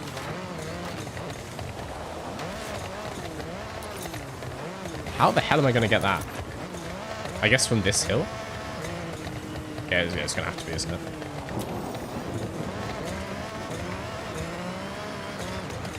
This sounds fantastic. That's the one good thing about this. It sounds so good. And it looks kind of cool when it's wet. Shiny. Okay, are we on target? Oh! Actually, really close. Perfect speed. I think I've got the line up. Don't hit that. Shit. God damn it. If I didn't hit that log, I would have had it. No, further please. Further please. Thank you. Oh! Crunch the front end, but it all still counts. Hell yeah. Let's get this thing done here.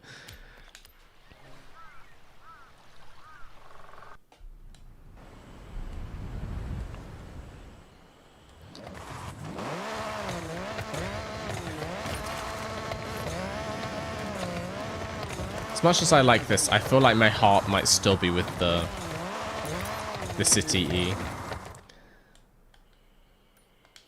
Well, that's my baby. Hi, I like racing. Well, I mean, good game for you then.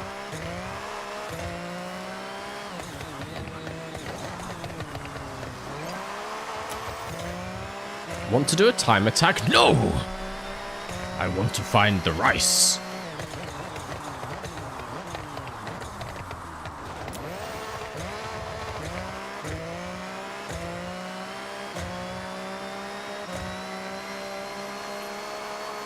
Who's paying for all these spots? That's what I mean, it's the sites, obviously, that they're trying to send links to.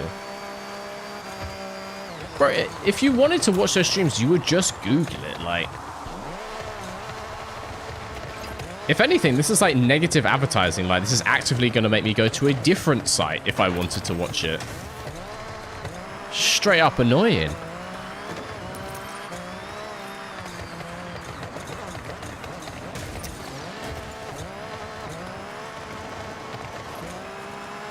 Yeah, this is not as good as the Honda.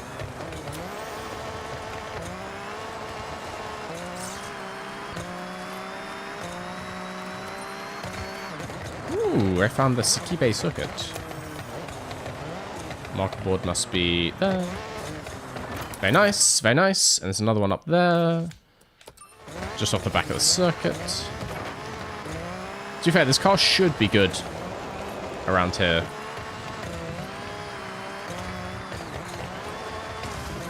Oh god. If I can actually keep it on the racetrack. Okay. What is next? We go north. And let's drive there to catch anything on the way.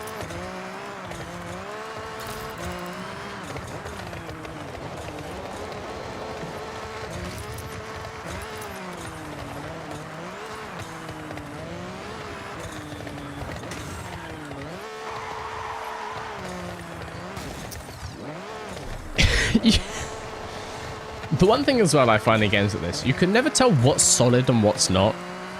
I've driven through so many fences and things that they're quite flimsy looking wire gates. Really look like it would just pop off its hinges straight away. But no. About 10% of everything in this world is made out of vibranium. And will immediately stop a car dead in its tracks. But there's no way of knowing what. What is this water? I didn't watch anything from F1 this weekend.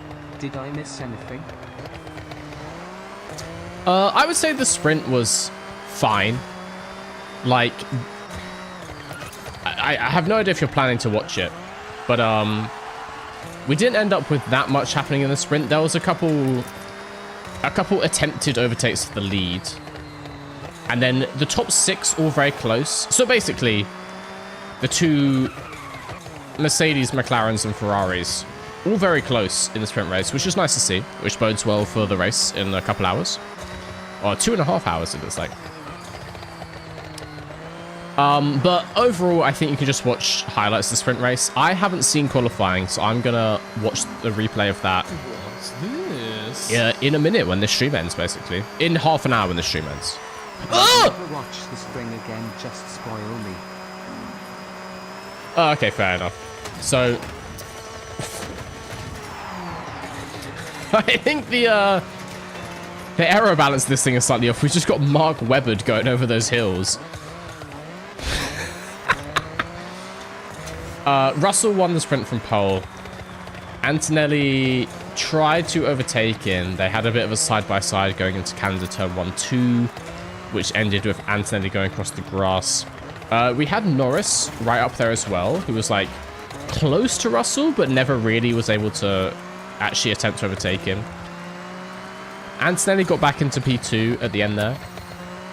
Wait, did Antonelli get back into P2? Yes, he did. Ooh, can I go through the tunnel? Yes, there's got to be something in here. And then, yeah, basically, Ferrari's looking decent, McLaren's looking decent, Mercedes still clearly looking like the best car. Red Bull nowhere to be found. And then it's been a very good very good weekend for Lindblad so far as well. Is that a thing? No, that's just like a barrel of grit or something.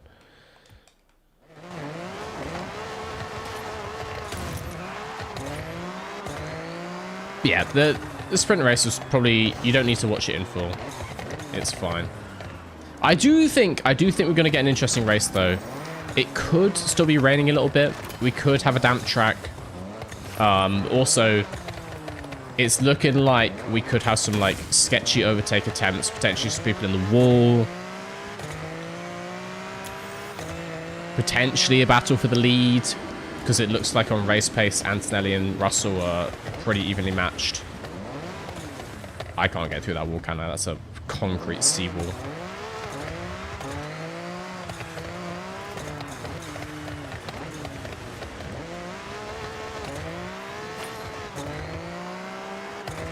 Where is this?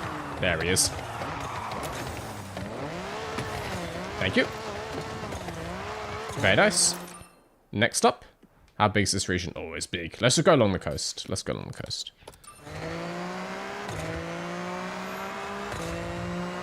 Sprint 1 from pole, the F1 equivalent of fork found in kitchen. Well, I don't know. Like, there was a point in time that it didn't look certain George was going to win.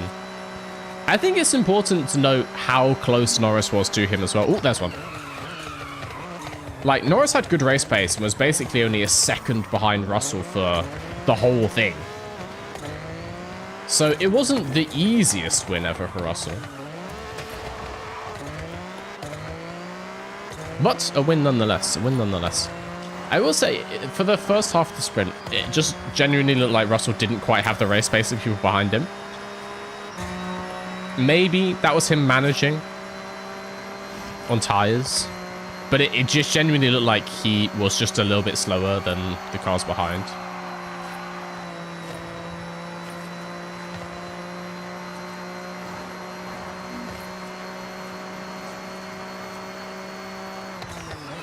So yeah, I think it could be interesting. Could be an interesting race.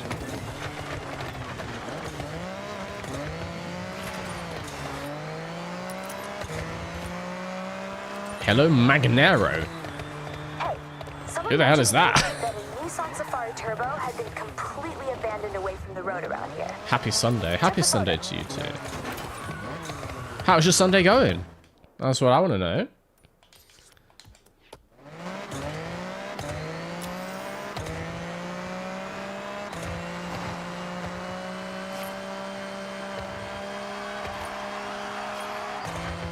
Oh, yes. Wait, was that it? No, that's a story. When does the stream end? I am going to turn this off in 20 minutes because, as I said, there is this excellent pre-F1 warm-up live stream from a little channel called Crash Happy, which starts at that time. And so I'm obviously going to be watching that. That's how I get ready for Grand Prix Sunday. And you guys can do that too. Head on over to Crash Happy if you're not subscribed already. That will be starting in 20 minutes time. And so you can go straight from this stream to that one if you want something to watch. What good fortune. It is, I want to say, still only on YouTube. So for those of you watching on Twitch, YouTube is the best place to find that. I don't believe James has made a Crash Happy Twitch. We keep giving James all these jobs to do, and he's just been lazy. He keeps saying, "Ooh, I'm overworked. I'm getting burnt out." And we're like, "Fucking make the Twitch." Little slave boy. Yes. It's just rude, man. Honestly, he kind of acts like he's like an employee, and he gets like rights.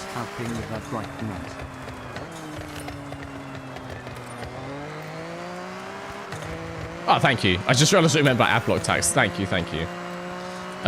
Kesiga, I'm assuming is how you say that. That's the sound that Chick Hicks makes. Sorry, I don't know why that came into my head. Have you guys seen the, there's one of the Grill the Grid episodes where I think they're just asking the drivers, like, random questions, basically. And they ask him one question, and it's like, which fictional character says ka-chow? Obviously, Lightning McQueen. And loads of them don't know. But then Lando Norris is like, is it Chick Hicks? And he's like, oh no, Chick Hicks says Kachiga. And Chick Hicks does say Kachiga in the Cars films. He says it a couple of times. But I feel like the reason Lando Norris knows that, and not the, because if you know that, you know who Lightning McQueen is, because that's like deep car lore. That's not like surface level quote from Cars. You have to know Cars really well to know that Chick Hicks says Kachiga. It's much more well known from a mildly racist meme about Chick Hicks. And I really feel like that's where Lando Norris has seen that. And it's just ever so suspicious that he put it in that video and no one edited it out.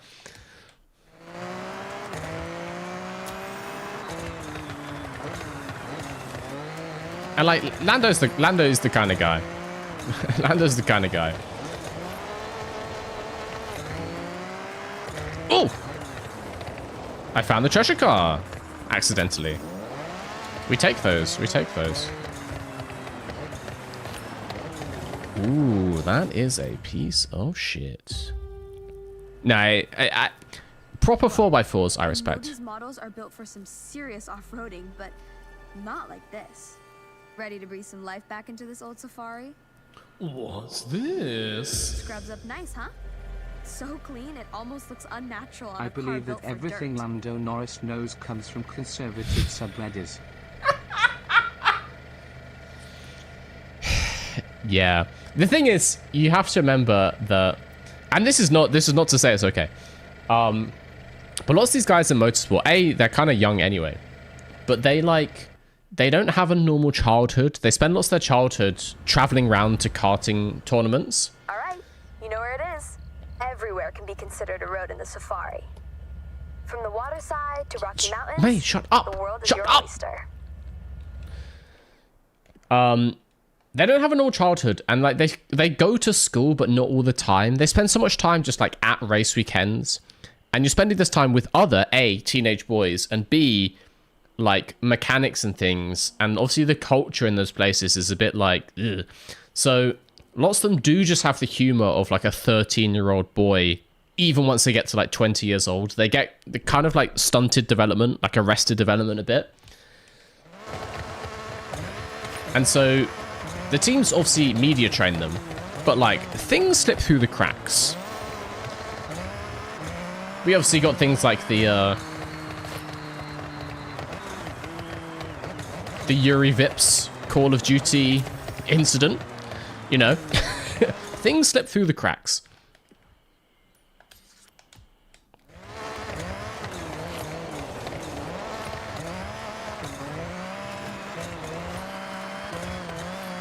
But if you assume that all F1 drivers are actually just mentally still 13 years old, lots of stuff makes a lot more sense.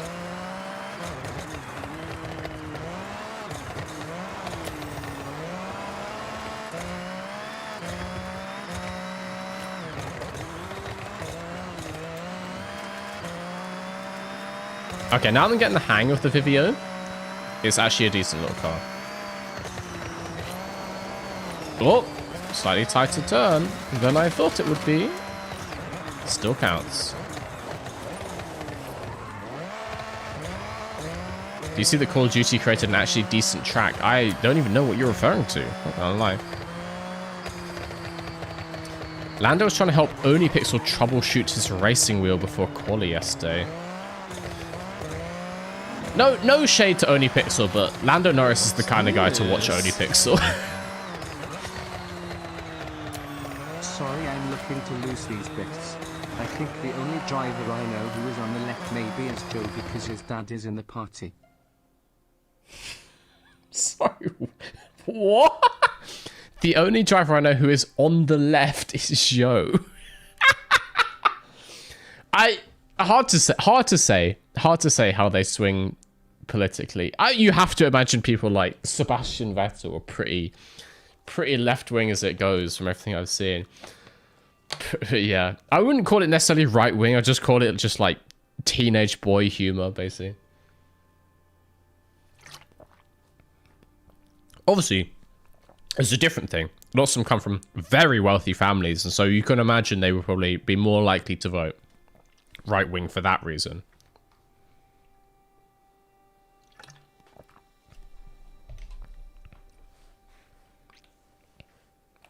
Vettel's as left wing as Joe Biden. Yeah, but yeah. It's all relative, right? It's all relative. At least he likes bees. Got to respect him for that.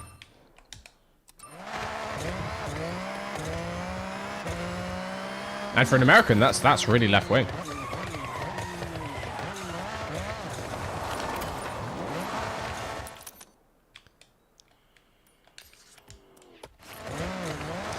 But no, I don't particularly care to speculate about people's political affiliations. I don't care, man. I don't want to know.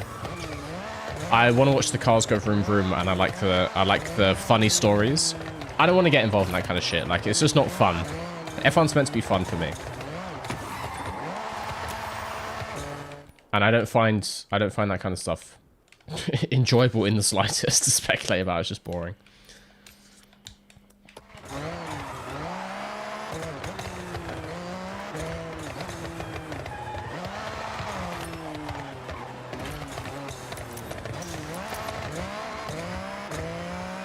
It's fun for you? Fair enough, but yeah, it's not for me, I know. I don't need to be associated in those two things.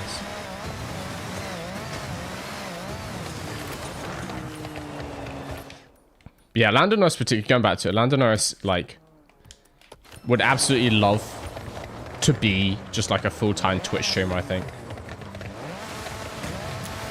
He's the kind of kid who would, like, absolutely idolize someone like OniPixel. Just the thought of like trading CS skins and making loads of money. Like obviously he makes loads of money now, but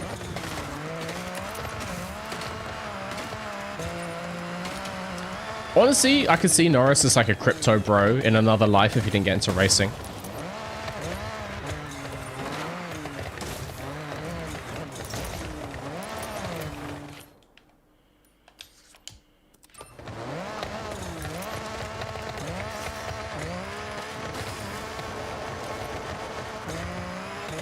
He sounds exactly like Dan.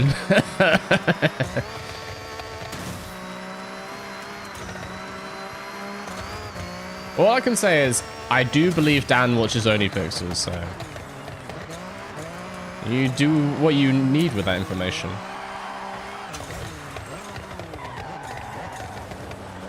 I don't mind Only Pixel. He obviously plays to his audience, but I don't find him to be particularly problematic compared to many people, particularly many people in the CS scene.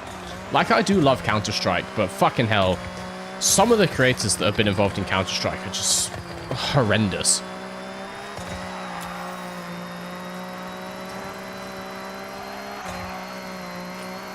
So if Only Pixel's going to be the biggest one, that's fine compared to what it could have been. Locked in, pure speed. Now that's how you show up to a speed zone. Great job. Where's the board? Is it in the trees? Yeah. Is there a little road? Ah, up here. Thank you. Thank you. Not quite. Hello, I've come for your boards. Ha ha ha ha. Nice, cool. What else? We have got 15 more. We've got 10 minutes. Can we find 15 more in 10 minutes? I have 0 of them marked. Let's go to... let's go along here. There's bound to be something at the end of here. So let's fast travel here.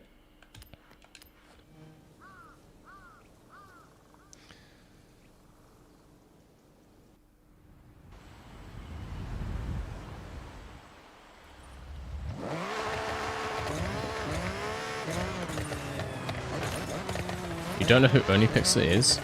He's primarily a Counter-Strike streamer. Famously god-awful at the game. But he's basically just always live. And he does lots of like watch-alongs with the major tournaments, that kind of thing. Not as heavy into the kind of like case opening and like skin trading side of it as other creators are, but still obviously lots of that because that's just a big part of CS. Yeah, oh, there's this whole bit here that I haven't even been to. Oh my god. Okay, let's see what we can do in 10 minutes. It's Mr. V! Where? That was stupid. That was really dumb. I don't know why I did that. It is me, but only for another 10 minutes. I'm going to turn off the stream.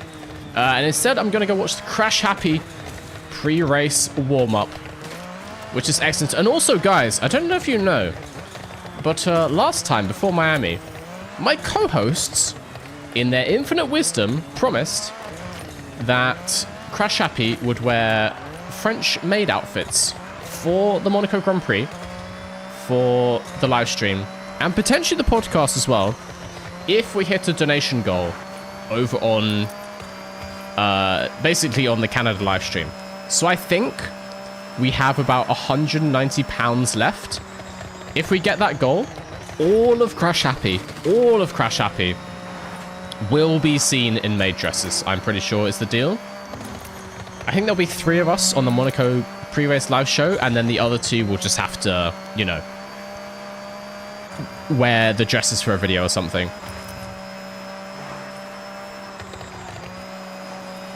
Please don't hit it. Wall. Yeah, nice.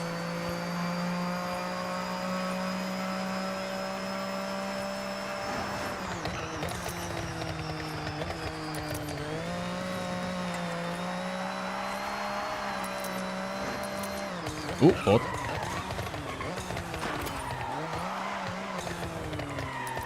Will we get a Patreon made dress video too? Definitely there'll be some stuff on Patreon. But I mean, like, there will be public, non-Patreon videos of everyone in maid dresses. I think that's only fair. Like, you don't have to be a Patreon to watch the live stream, so there could be people adding to the donation goal who aren't Patrons. And so that terrible, awful footage will be available for everyone. I posted a short a while ago, but like, I was struggling. I was looking at sizes for these things, guys. I have such... My proportions, I find it so hard. Like, I'm too busty. I'm too busty to be buying stuff like this. And so, like, normally, if you're looking at...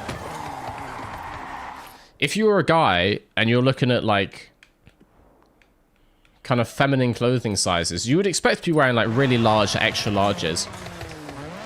But because I'm absolutely snatched, it's got my tiny, tiny waist. Like, I can wear just, like, smaller women's sizes, but then I just can't get my shoulders in them. It's very sad. It's very sad indeed. I guess... Oh, there's one.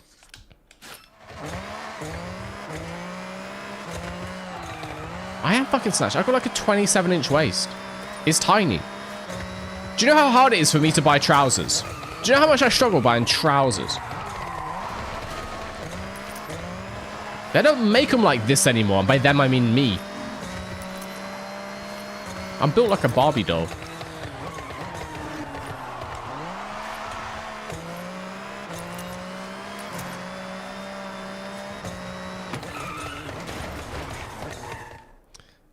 What else is in this region? Let's try, just drive down to this bit.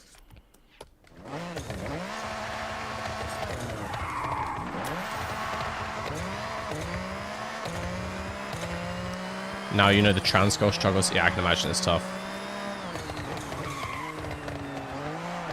Again, it's individual. Like, not everyone has, you know, such wide shoulders and stuff. But I can imagine it's tough. Like, I know some trans girls who are like over 6 foot. And I can imagine at that point, like, even as a guy, if you get significantly over 6 foot, it can get harder to buy clothes. So then if you're looking at like feminine styles, I can imagine that's tough.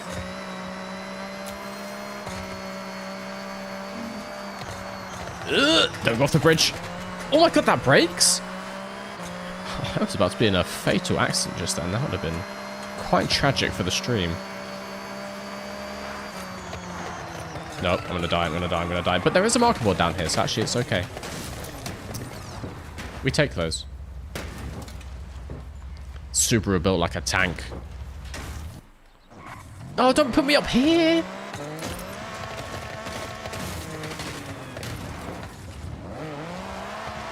Thank you. Thank you. Let's keep going down, but I found some more to the north, which is very good. You can't write... You can't write, I did a Kubitzer in the chat. You just can't be saying stuff like that. Bro.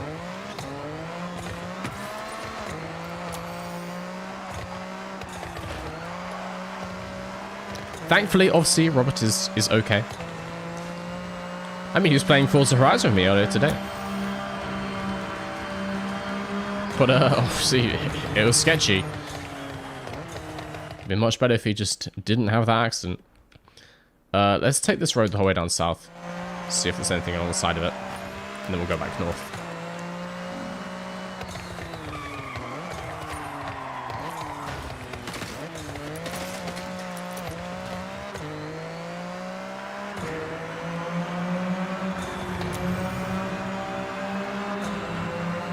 Oh, that noise, yes.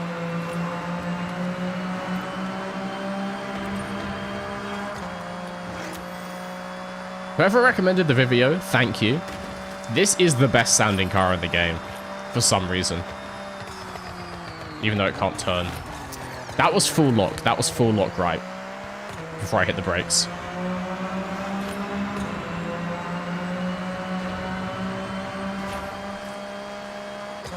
I think, guys, by the time I get to the end of this road, there's also a couple of boards we got. We're not going to be 100% in this game today. I think, as the video plunges off into the Pacific Ocean, It may be time to end the stream there. Oh, he's fine. It may be time to end the stream there, because in 2 minutes' time, we have the Crash Happy warm-up stream over on the Crash Happy YouTube channel. I highly recommend you guys head over there. The best way to get ready for Grand Prix Sunday. I'm going to be in the chat.